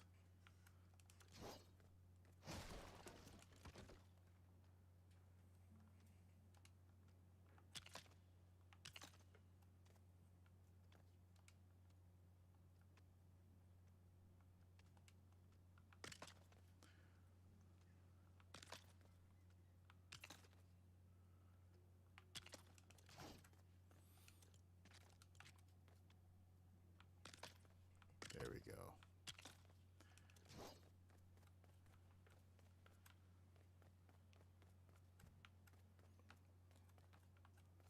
Remember, we can always have a cool looking ship if we know the basic techniques and can shape our builds accordingly.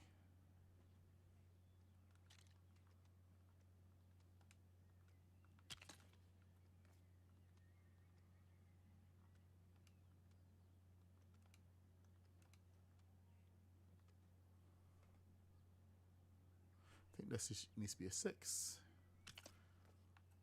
Yeah, that needs to be a 6.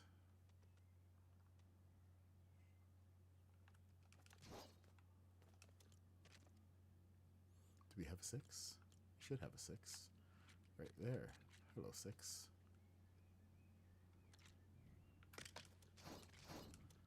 This needs to be a 4. Nope, we're not getting a 4. So let's get this in the middle, right there. We have our 6.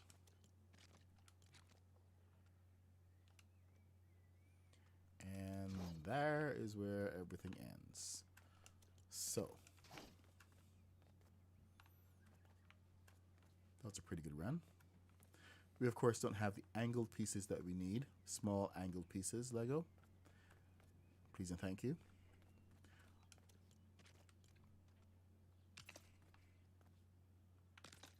But we do have the ability to fill in some areas. It's not going to be perfect, but you know what? Sometimes that's okay.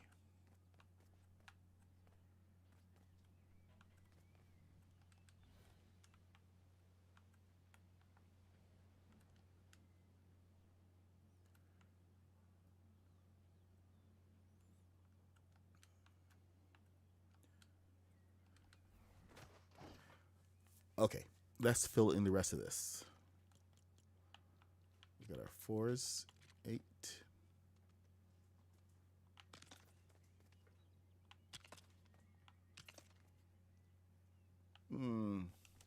If you're going to be pedantic, you know, just make sure that all of your pieces are facing the same way.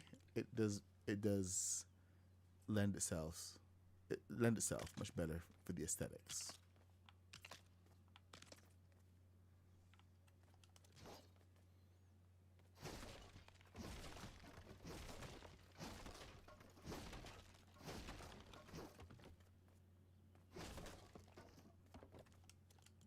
Okay, here we go.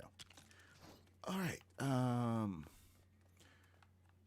Now, I do have to plan where the cabin is going to be. We got one space right here. Now this, okay, so here's one of the main issues with, oh, dang it. I forgot about the step up. Oops, my bad. Let's do that again.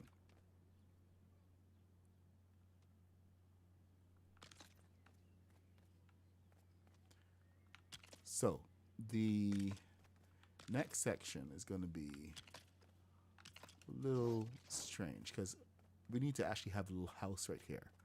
So the rules of the boat is simple, really.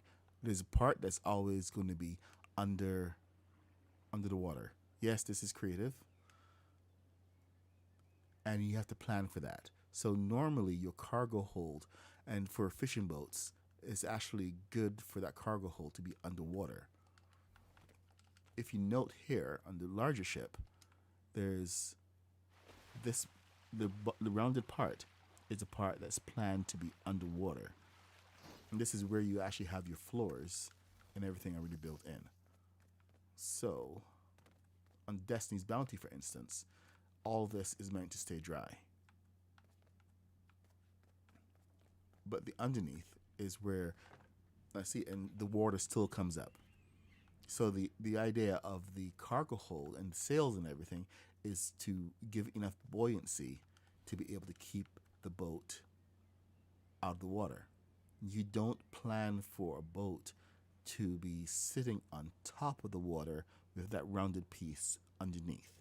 That breaks your sense of reality. So you want to make sure that you have planned for this area, at least up to this line right here, to be underwater. And the heavier you make this. Now, a lot of you will say, but where are you going to put the balloons? And that's an easy answer, but it's a complicated answer. Because you have to understand how balloons work in this game. And how balloons work is kind of messed up. Because with the balloons, the first instinct that a lot of you are going to have is to go and line the bottom of this thing with balloons. And you know how that fails. It always takes it and it flips it upside down. The balloons always pull towards the ball at the top. So remember that. So if it's this low, it's going to want to pull towards that ball, and it's going to say, okay, yeah, this is not working. I need to be the other way. I don't know why. I mean, you would think it would pull upward, but for some reason, it doesn't. So it wants to align towards the towards the string at the bottom of the balloon, which is weird and it doesn't make sense, but it's Lego Fortnite, and it's what we have to deal with. So, when you're building, having your balloons higher up. Let's say this is the top of your ship, right about. Yes, Lego has broken me. I am completely a broken man.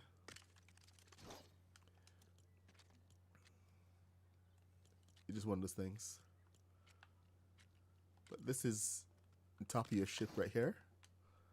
And you're going to want to have your balloons as much as possible up here. And this is where most of your buoyancy and, well, not most of your buoyancy, but the upward pull of your ship is going to be. Now, one of the things that we can do is add a row of balloons to the sides, right under here, which will add to that buoyancy. But it's going to be a little tricky. So, in order to get the proper snapping capability, the best thing that I've always found is to use the machine blocks. You can snap your balloons to this all the time. And it will also go on sideways. But this alone is not going to keep your ship in the air. This is going to give it more buoyancy so that it will float. The upward balloons that's what's going to keep it upright. So you have to plan for those to be in the sails and in the higher portions of the ship. It's just one of those things. So now that you know that, first thing you have to do is actually go and add these guys to the underside as far as you can go. Oh, stops it from there. Don't add any vertical balloons in here because it's not going to work. Vertical balloons at this low is just going to take it and flip it upside down. You don't want that.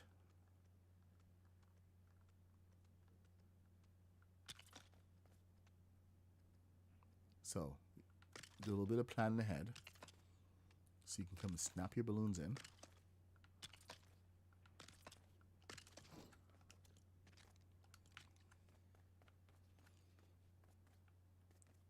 Doing this without the floor is probably a lot better, but you still want to know where your placements are going to be. Now you want to take it to the edge so you get more balloon placement, and you want to keep these even. So 1, 2, 3, 4, 5, 6. You want the same number on both sides. 1, 2, 3.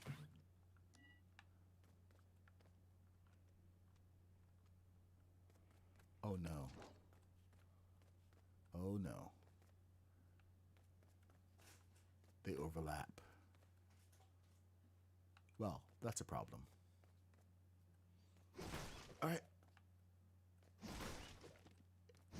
If it can be fixed, it's not a problem. And it can be fixed. I was just hoping that it wouldn't have to be.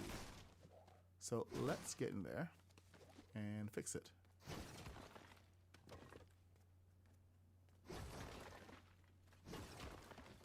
And the only way to fix this right now is by throwing down a plank so we can get that extra space that is required.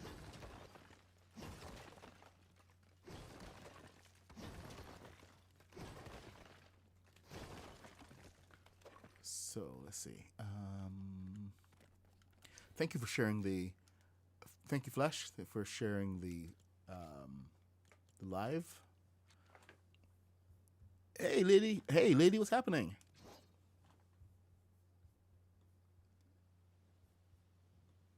So good to see you.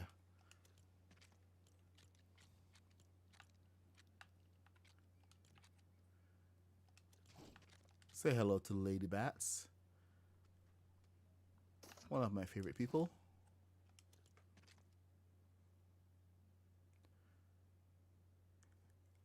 Yeah, I had a pretty decent Christmas. I hope you had a good Christmas as well. Now, I'm going to add this right here. Get a little decorative.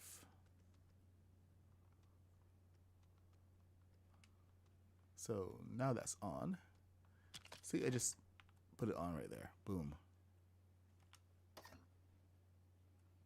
And we can do the same thing for the other side. Like that.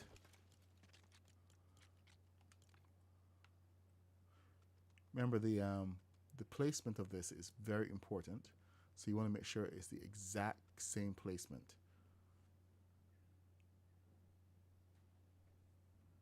On both sides. So anything that you put over there has to align in the same way.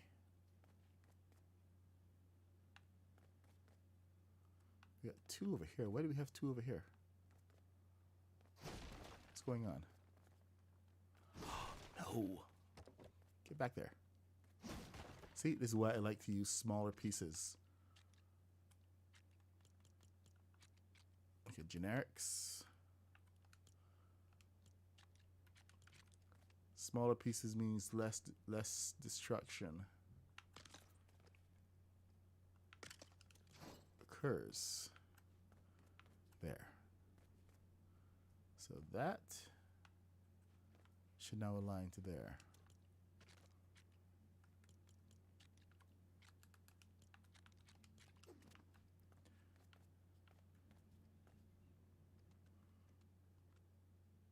Okay. There. Perfect. You want to put them both down at the same time. Make sure that you have the same spacing before you move on. And now your balloons, they're not going to snap, but they will at least follow the line.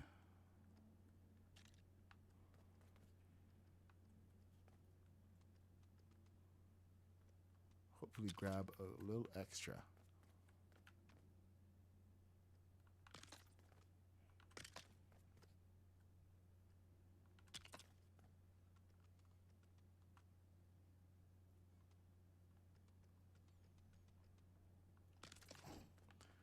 All right.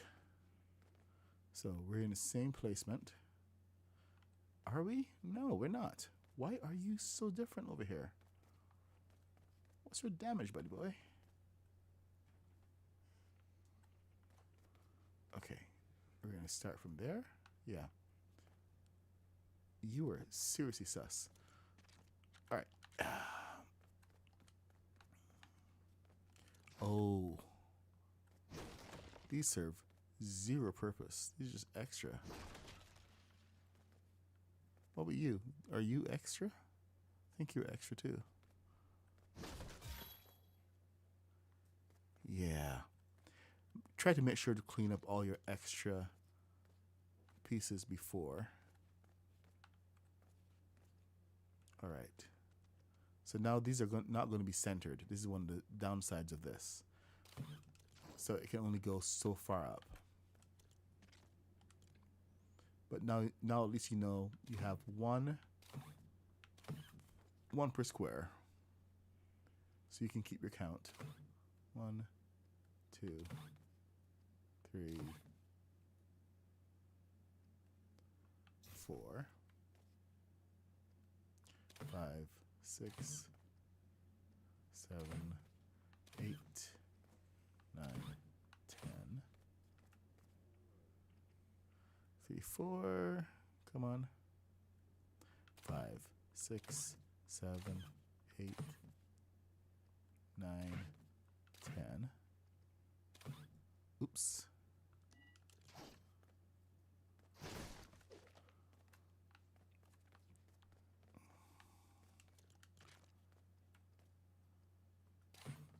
One, 2, 3, 4, 5, 6. 1, 1.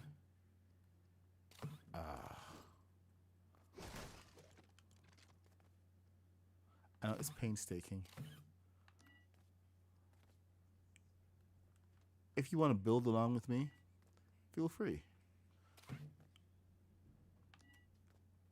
These are like your live tutorials. I mean, you can either wait for a recorded tutorial from me, which will take several weeks, because doing tutorials is not fun. It is not just a simple matter of taking one of the streams and editing it down. It becomes a lot more complicated when you want just step by step and then your instructions, which a lot of people really want.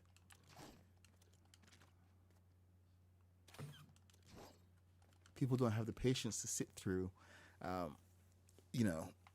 a lot more than just, hear the details.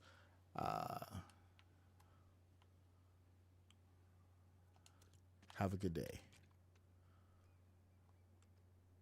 So mileage will vary when it comes to tutorials. All right. I think we're gonna do a short ship on this one. Hey, Merles. Yeah, I am on today. I am on a little late today. Decided, a little shipbuilding 101. Oh, can the Avengers yes, the Avengers helicarrier. Oh my god, I can't even say it. The Avengers helicarrier can be built in this game. Several people have built it. There's been varying degrees of success, but it all depends on scale. It is one of those ships that will always hit complexity because of the sheer size of it. So you have to kind of go into it. Yes, we do have a limited number of pieces that we can put on any build. I think the maximum number is it used to be 5,000. So aim for between 4 to 5,000 pieces, and you can really expand how far you can reach. Um, Now with this particular build, I think we're gonna start our railings here using the Shogun pieces, which is something that you guys should all have. So this entire build right now has been built with the generic pieces and Shogun pieces.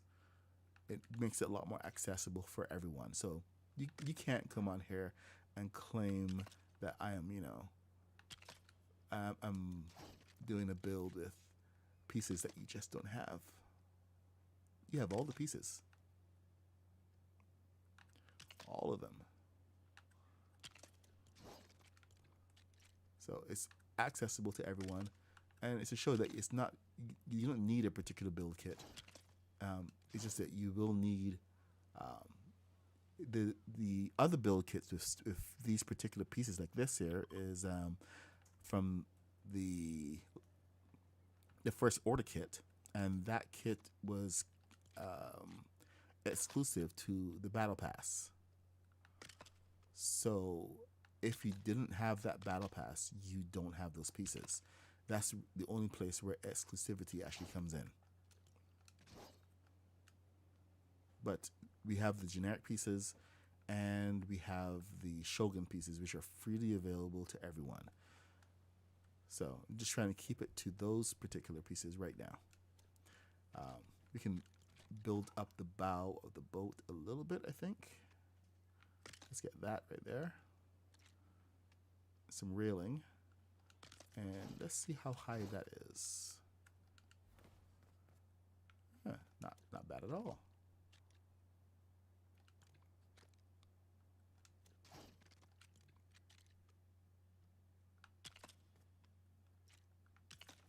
So we have our interior, not interior railing, but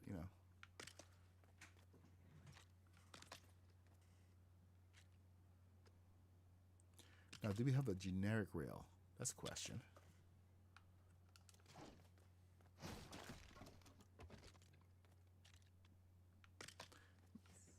Remember, this frame is a traditional Japanese fishing boat. So it's not going to get all fancy or anything. It's just going to be completely utilitarian. Oh, but look, we do have some rails from Shogun, and these tend to be a little fancier. But it just depends on how fancy you want to get. I personally wouldn't use these guys. Keep it completely utilitarian, but that's just me. You don't have to do what I do. Okay, there we go. Get rid of that. Now, technically, we should take this ship back a little further back and end it right around here. This is a fairly big size shipping boat. You know what? Why don't we do that?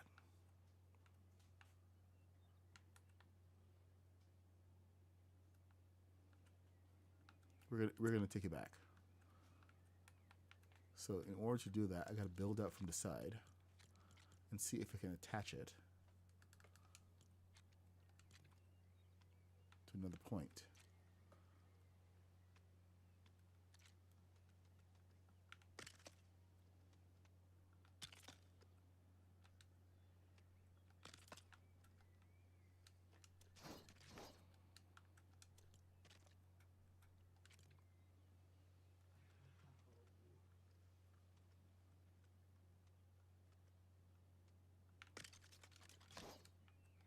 Let's see what we got.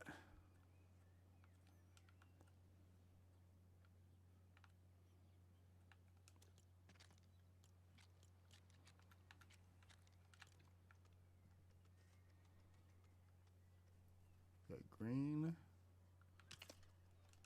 I can live with that.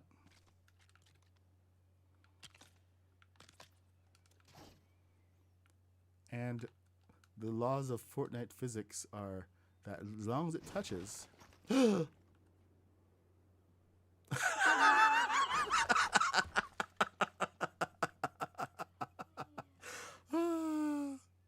didn't touch.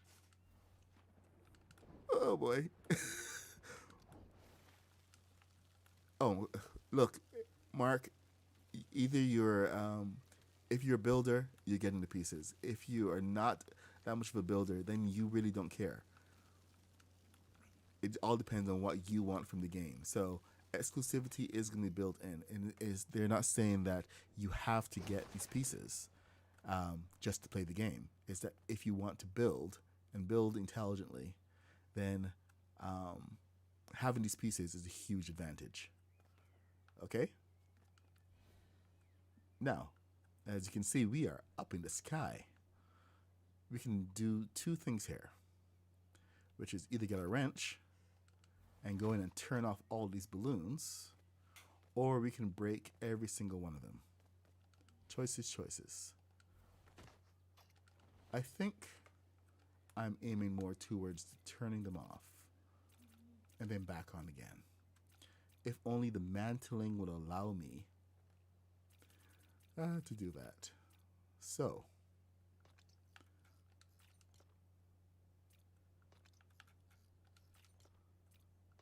we can put switches on balloons. And let's give a certain measure of buoyancy. You see how the heavier end is closer to the ground? You put more weight on the other side, which is what my aim was, and it will actually balance it out, which is one of the things that we have to do once we build a ship. We have to balance it. This goes for airships and for seaborne ships as well, because it needs to have a certain number of balloons in order to work.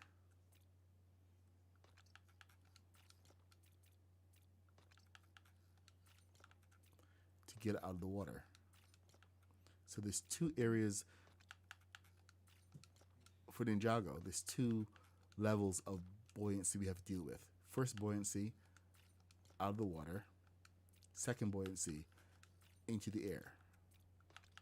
Because you know, their ships fly.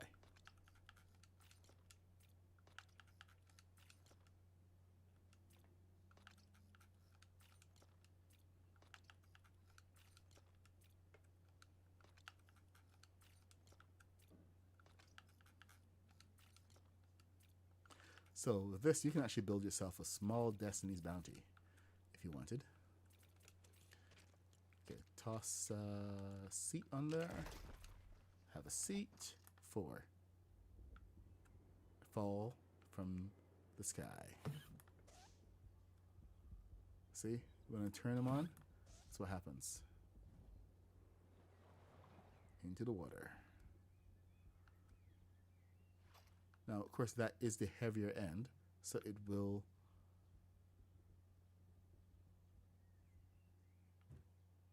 hey, look at that. It floats naturally without they've really improved the buoyancy on some of these pieces. That's pretty cool. But I'm now actually in a pretty bad position because I didn't want to have this off of that section yet. Because now I can't build properly, and if I reattach it, it's going to take the entire dock out of the water. So, you know what? This is all tutorial, so why don't I just show you guys?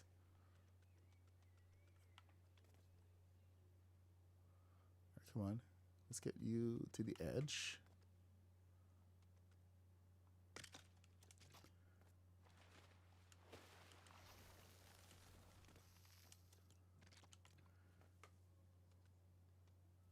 I can possibly reattach this if I can get back to full 0.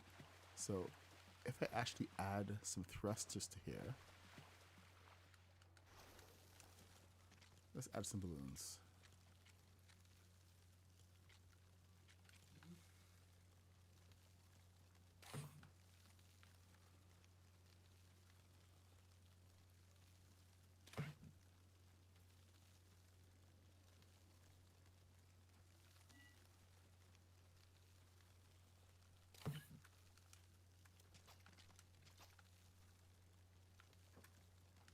Man, they've really changed how the balloons interact with the ships.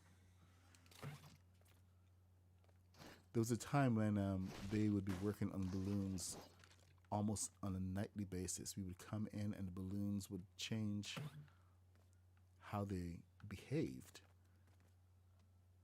like every single morning. So we had a little bit of uncertainty going on for a while. But what was going to work from one day to the next?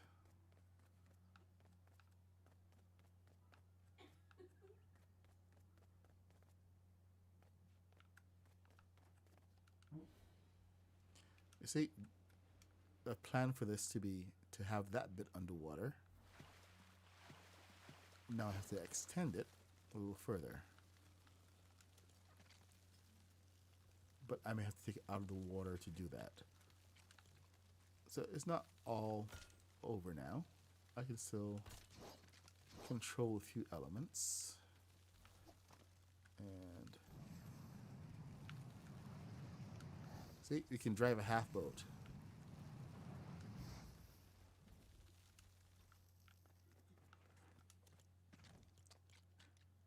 Now I can get this out of the water and add a few things to it.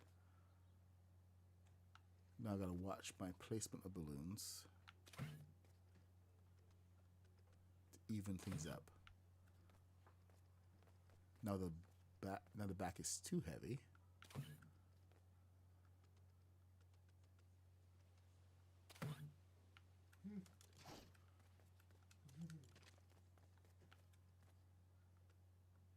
11 o'clock already. Wow.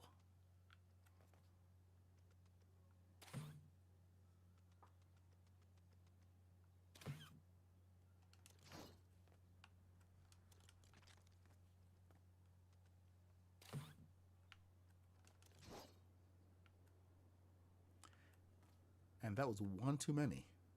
That's even without the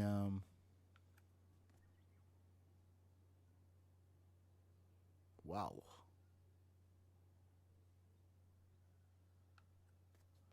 If we take you away, what's going to happen? How far will we drop?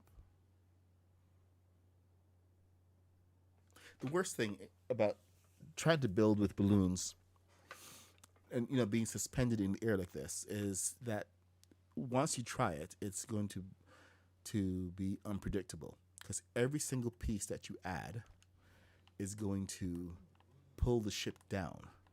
So weight really becomes a factor at this point.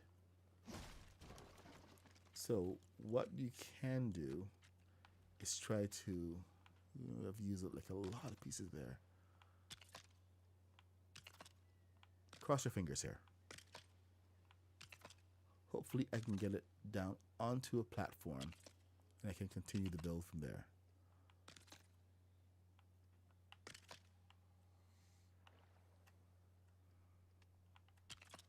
But I do need it suspended in the air. So this is pretty much like the worst possible scenario. So I'm kind of glad that we ended up here. It's frustrating that we did, but you know what? This will happen to you at some point or the other. And if you can recover from it and keep building, you're in good shape. A lot of people cannot recover. So just keep that in mind and try to plan for it where you can.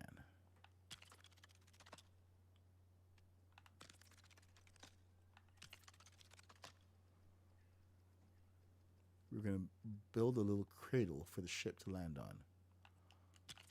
Hopefully, we'll get it into the center.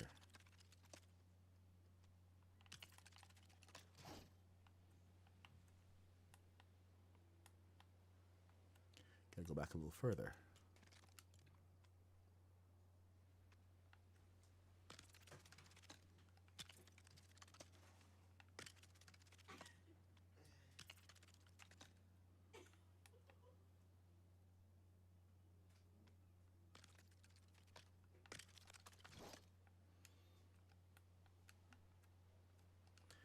Now this is where we can tick off one balloon at a time.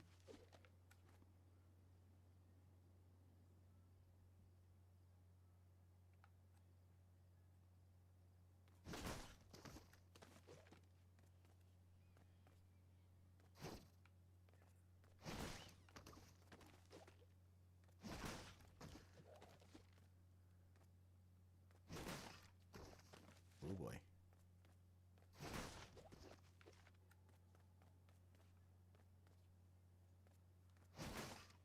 Come on, gravity.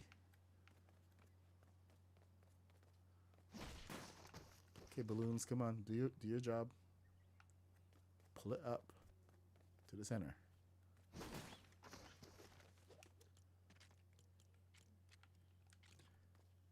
Sometimes a little bit of nudging is useful. So it's going to be all uneven right now. Why are you so uneven? All right, so let's turn these off.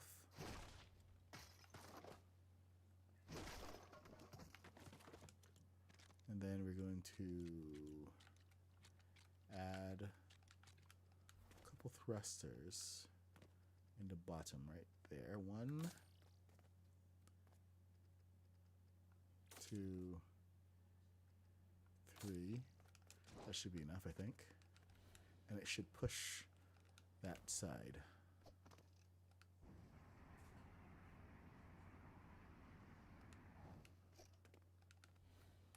Not enough.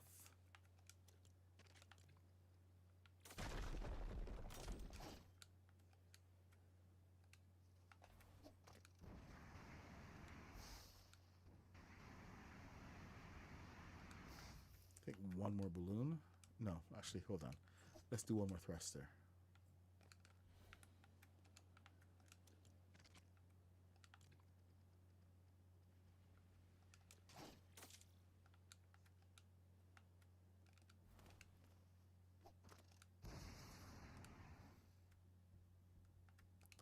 And rest.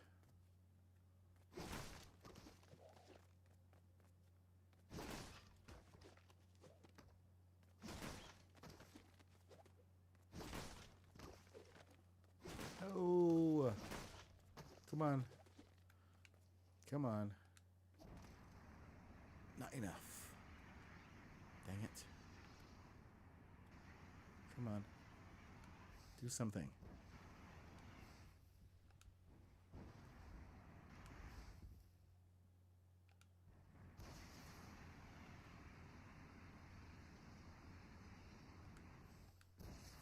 Come on.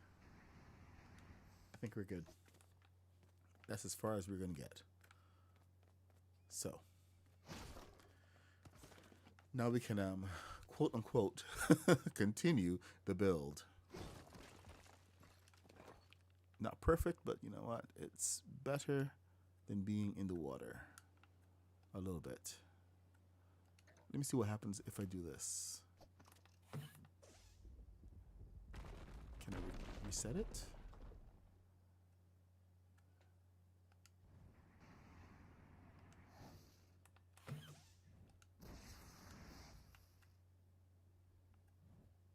Yeah, a little more. That's good. I think I can dig it. We can all dig it. Okay. So now that we're here, we can continue the rest of this. We're going to extend this back at least 3 more planks. So we're going to start from here. No, one.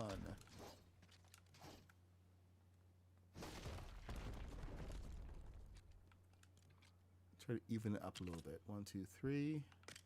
There. 1, 2, 3.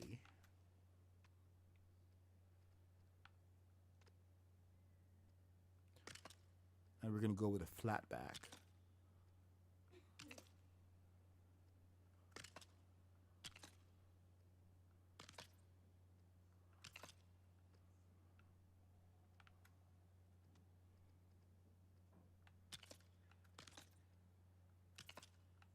If you want shipbuilding 101, this is it. You should be able to build any ship, including a Viking ship, from this.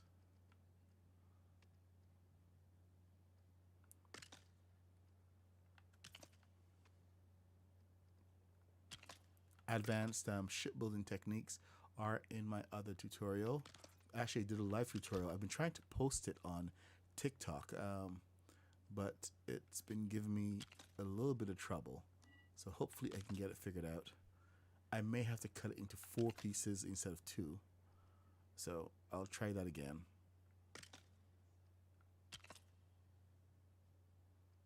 This ship was pretty much almost from scratch this morning. So I hope some of you have at least found it useful. But it does take you through how to build a ship and how to shape that bottom without being like too advanced of a builder. And without having to depend on stairs and roof pieces. I did show you the differences between using the staircases to get this same angle, and it's not the same angle because this is more of a rounded, a more controlled angle. Staircases and roof pieces, you take them and what you have is what you got.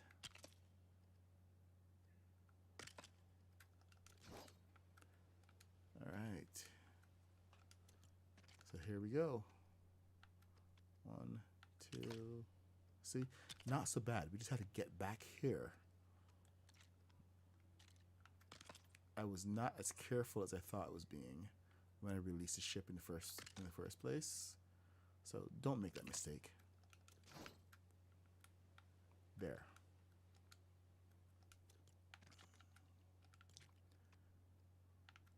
Let's get back on track. Add some more balloons, of course, but that is neither here nor there.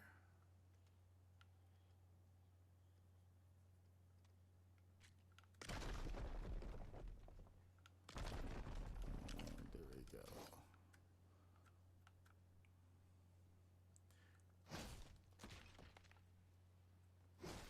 So, oh, this is 18 across.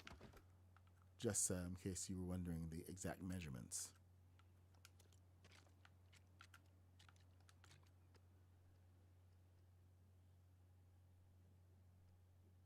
Go, and then here.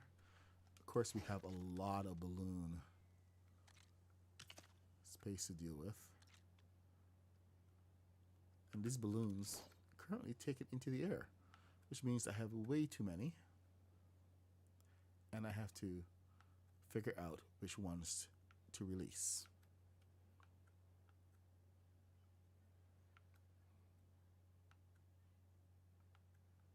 So yeah, that's another journey.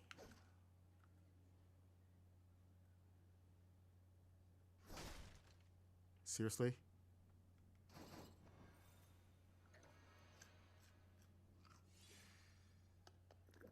What? No, no, no, no, no, no. I don't want inventory. Get out of... All the things you said running through my head, running through my head.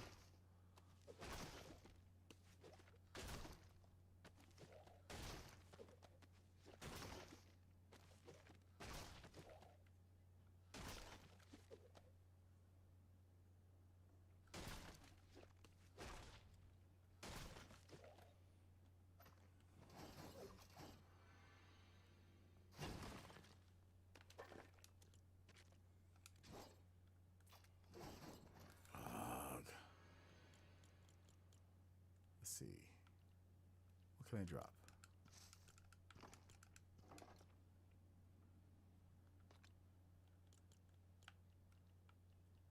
Okay, I don't want you in my hand. Get out. Thank you.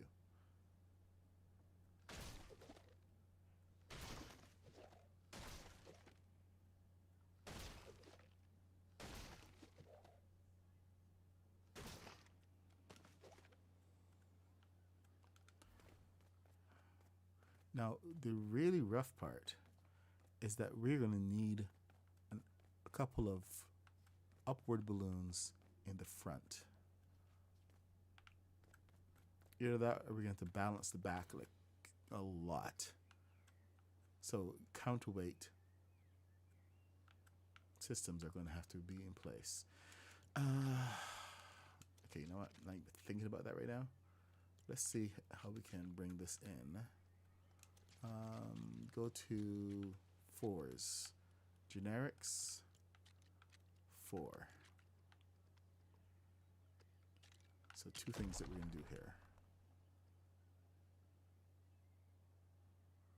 Is 4 enough?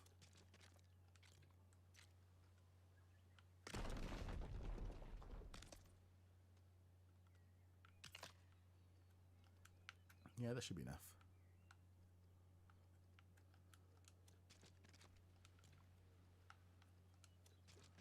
4.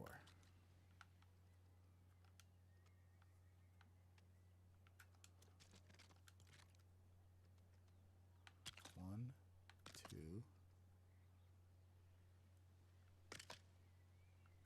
3.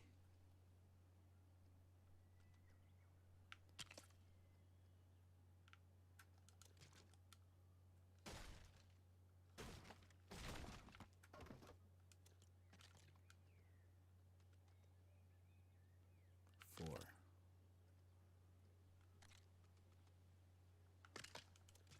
Now, question is this going to be aligned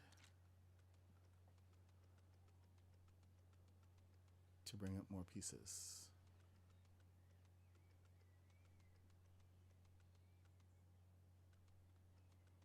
No, it's not.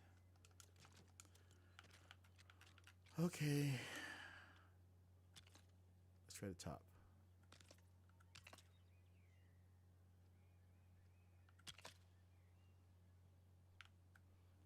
All the things you said running through my head, running through my head. All the things you said running through my head.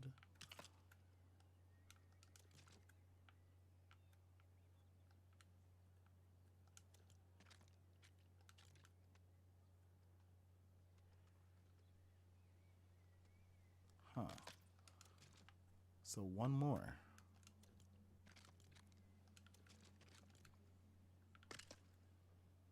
Should be one more on both sides.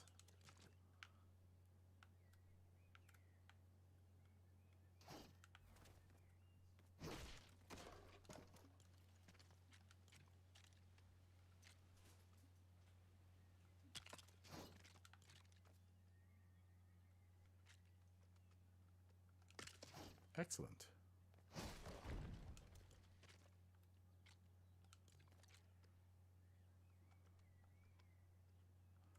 Okay, there we go.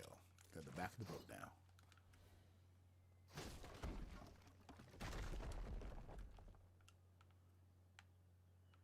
So now we hit the back of the boat. We got to make that work. We're using 4s. So since we're using 4s, 1, 2.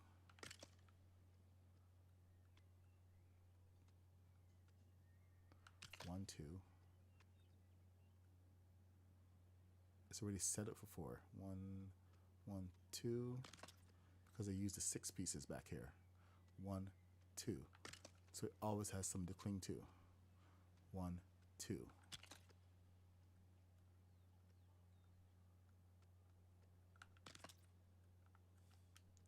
So it's designed for it from the beginning. 1, 2. 1, 2. 1, 2.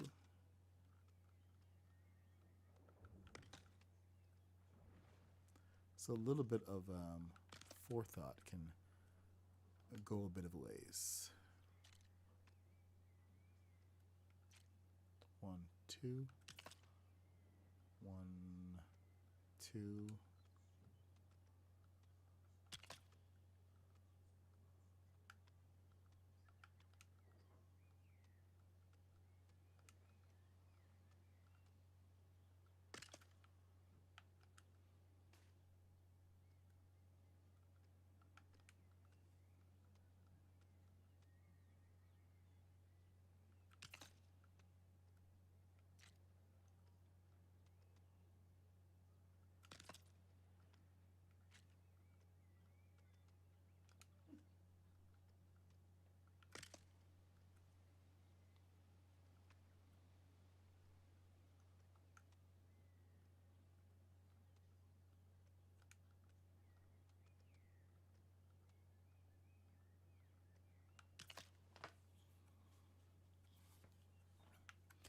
Wondering if this should just be flat. You know what?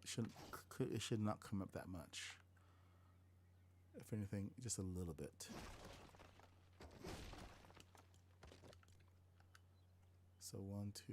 Let's have 2 of these guys. 1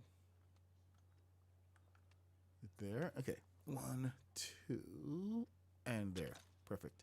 So now this piece should come to here. 1, 1, 2, right there. And then this should mirror this. And this should mirror this. So this should mirror that. There we go. We got perfect gradation. So same thing over here. It's all mirroring each other.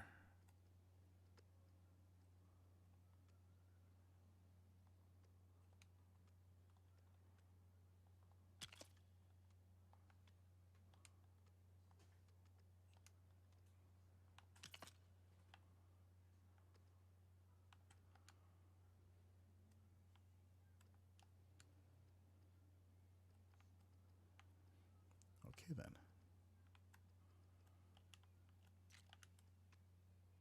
All the fun, all the time.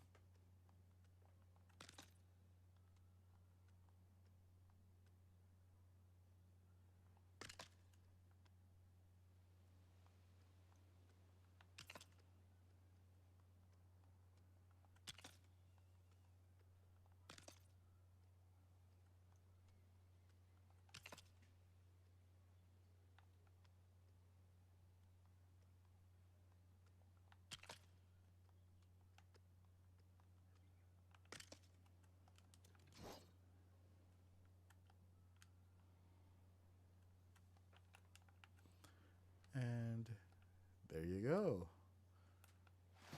Traditional Japanese fishing boat. All right, let's finish it up.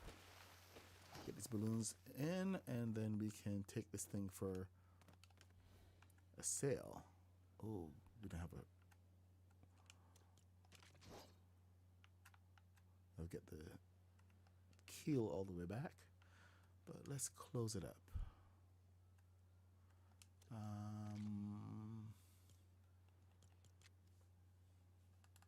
Sorry, I usually go until 10 o'clock, so I find myself getting a little less talkative. Okay, Mark V, thank you so much for joining. I will see you in the next one.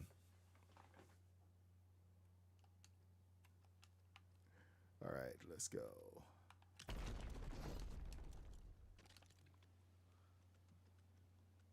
Hope you've learned something new.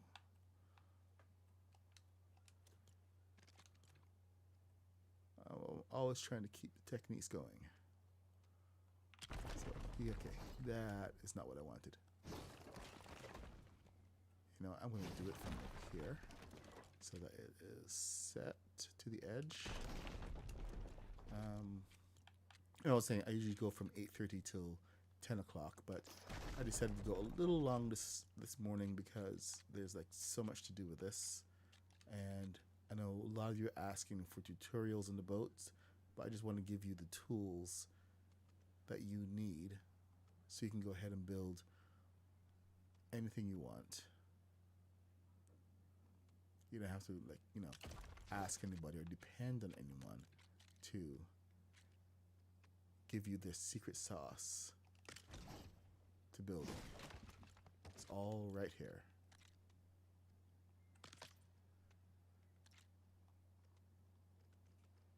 These are techniques that I use every day. Every single day.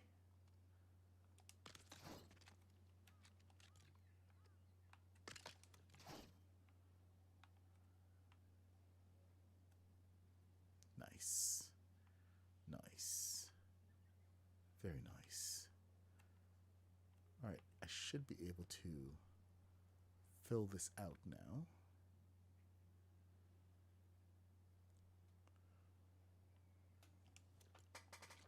Let me get this. Now, is it going to be filled on top or underneath? That's the question.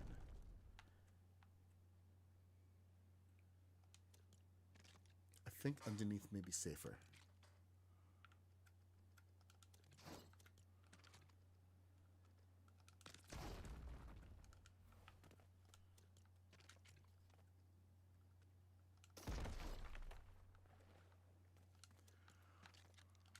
All right.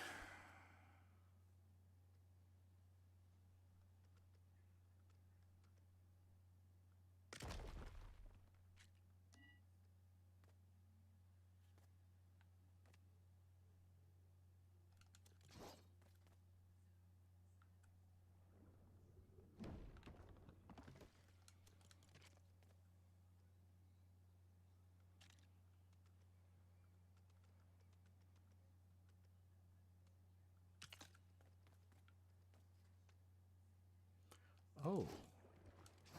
Well, that's not going to work.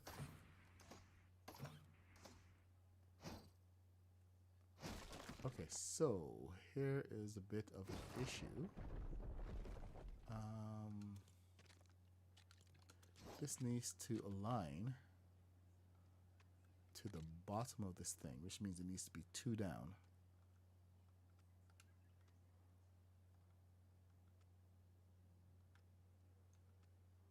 Right about there.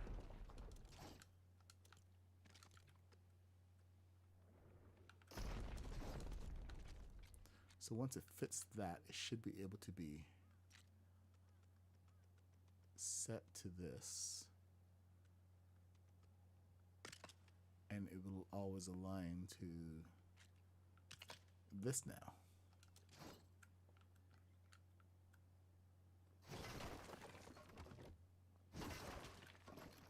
See, it's all about the placement. So you put that and you line the bottom there, and you can then bring in the other sides of the pieces to match.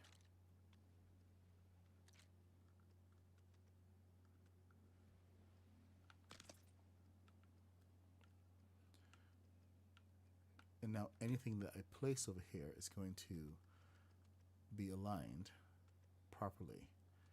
The big problem is that I am going to need to reset every time I come through here, unless I'm going on the interior. And the interior is where the gaps are going to occur. Right there. See? It's going to be a gap.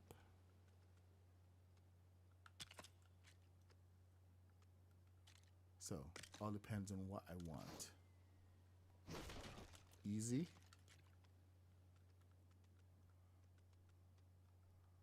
Or exact. So what's it going to be?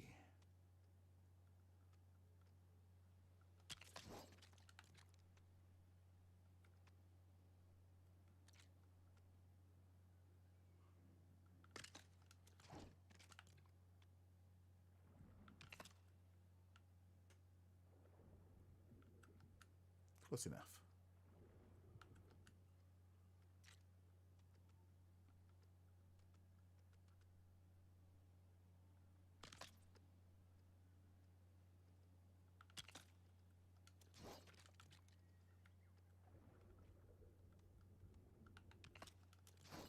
See, not perfect, but close enough. And sometimes close enough is good enough.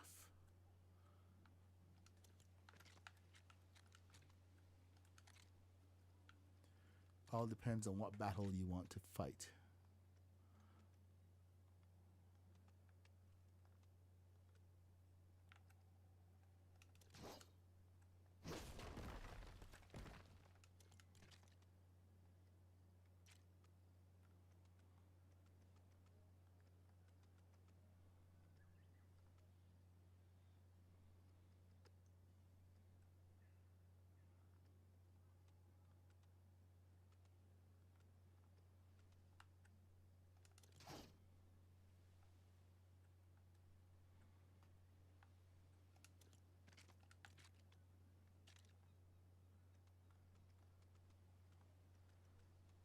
All right. Oh, okay. Yeah, I'm definitely a little bit talked out right now. Sorry for the low energy, guys. Been going since 8:30. So I'm pretty much gonna just wrap this up and call it a day.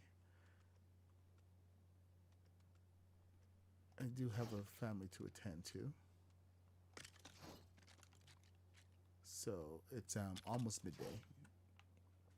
But this is your boat building 101, and here's your boat. We're gonna add some.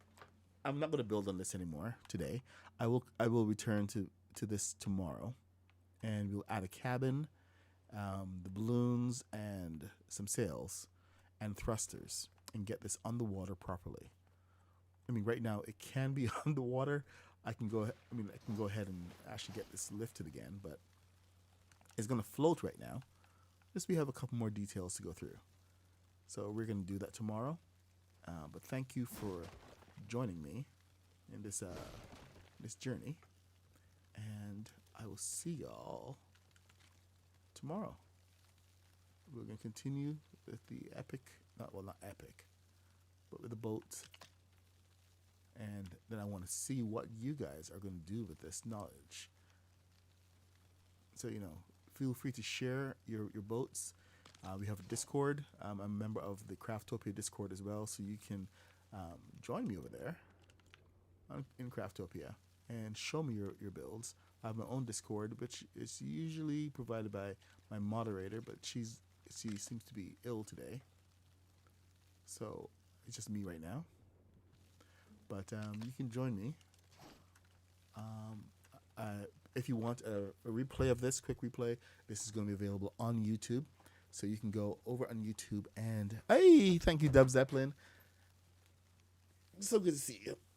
But yeah, you can go and see a replay of this entire build on YouTube. Everything is right there, and it's pretty much like the entire build of this, almost step by step. Very easy to follow. The width of this is 18, and we're going off the sides of it. So just remember that. Those are the two things you need. 18. So, those are the main things you need. The secret sauce. Anyway, we're building the cabin and finishing it all out tomorrow. And we're going to get this on the water.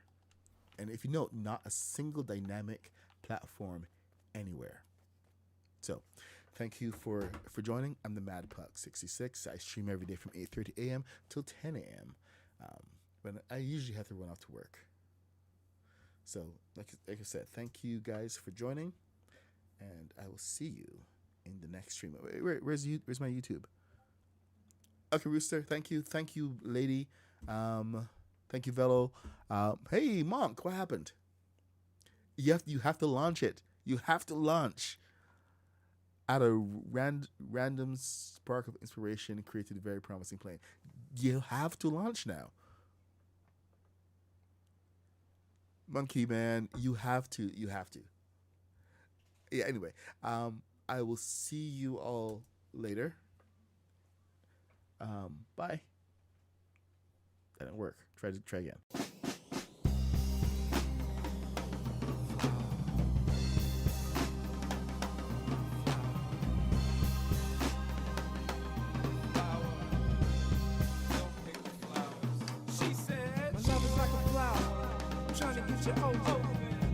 love sour, then you should come try my poison.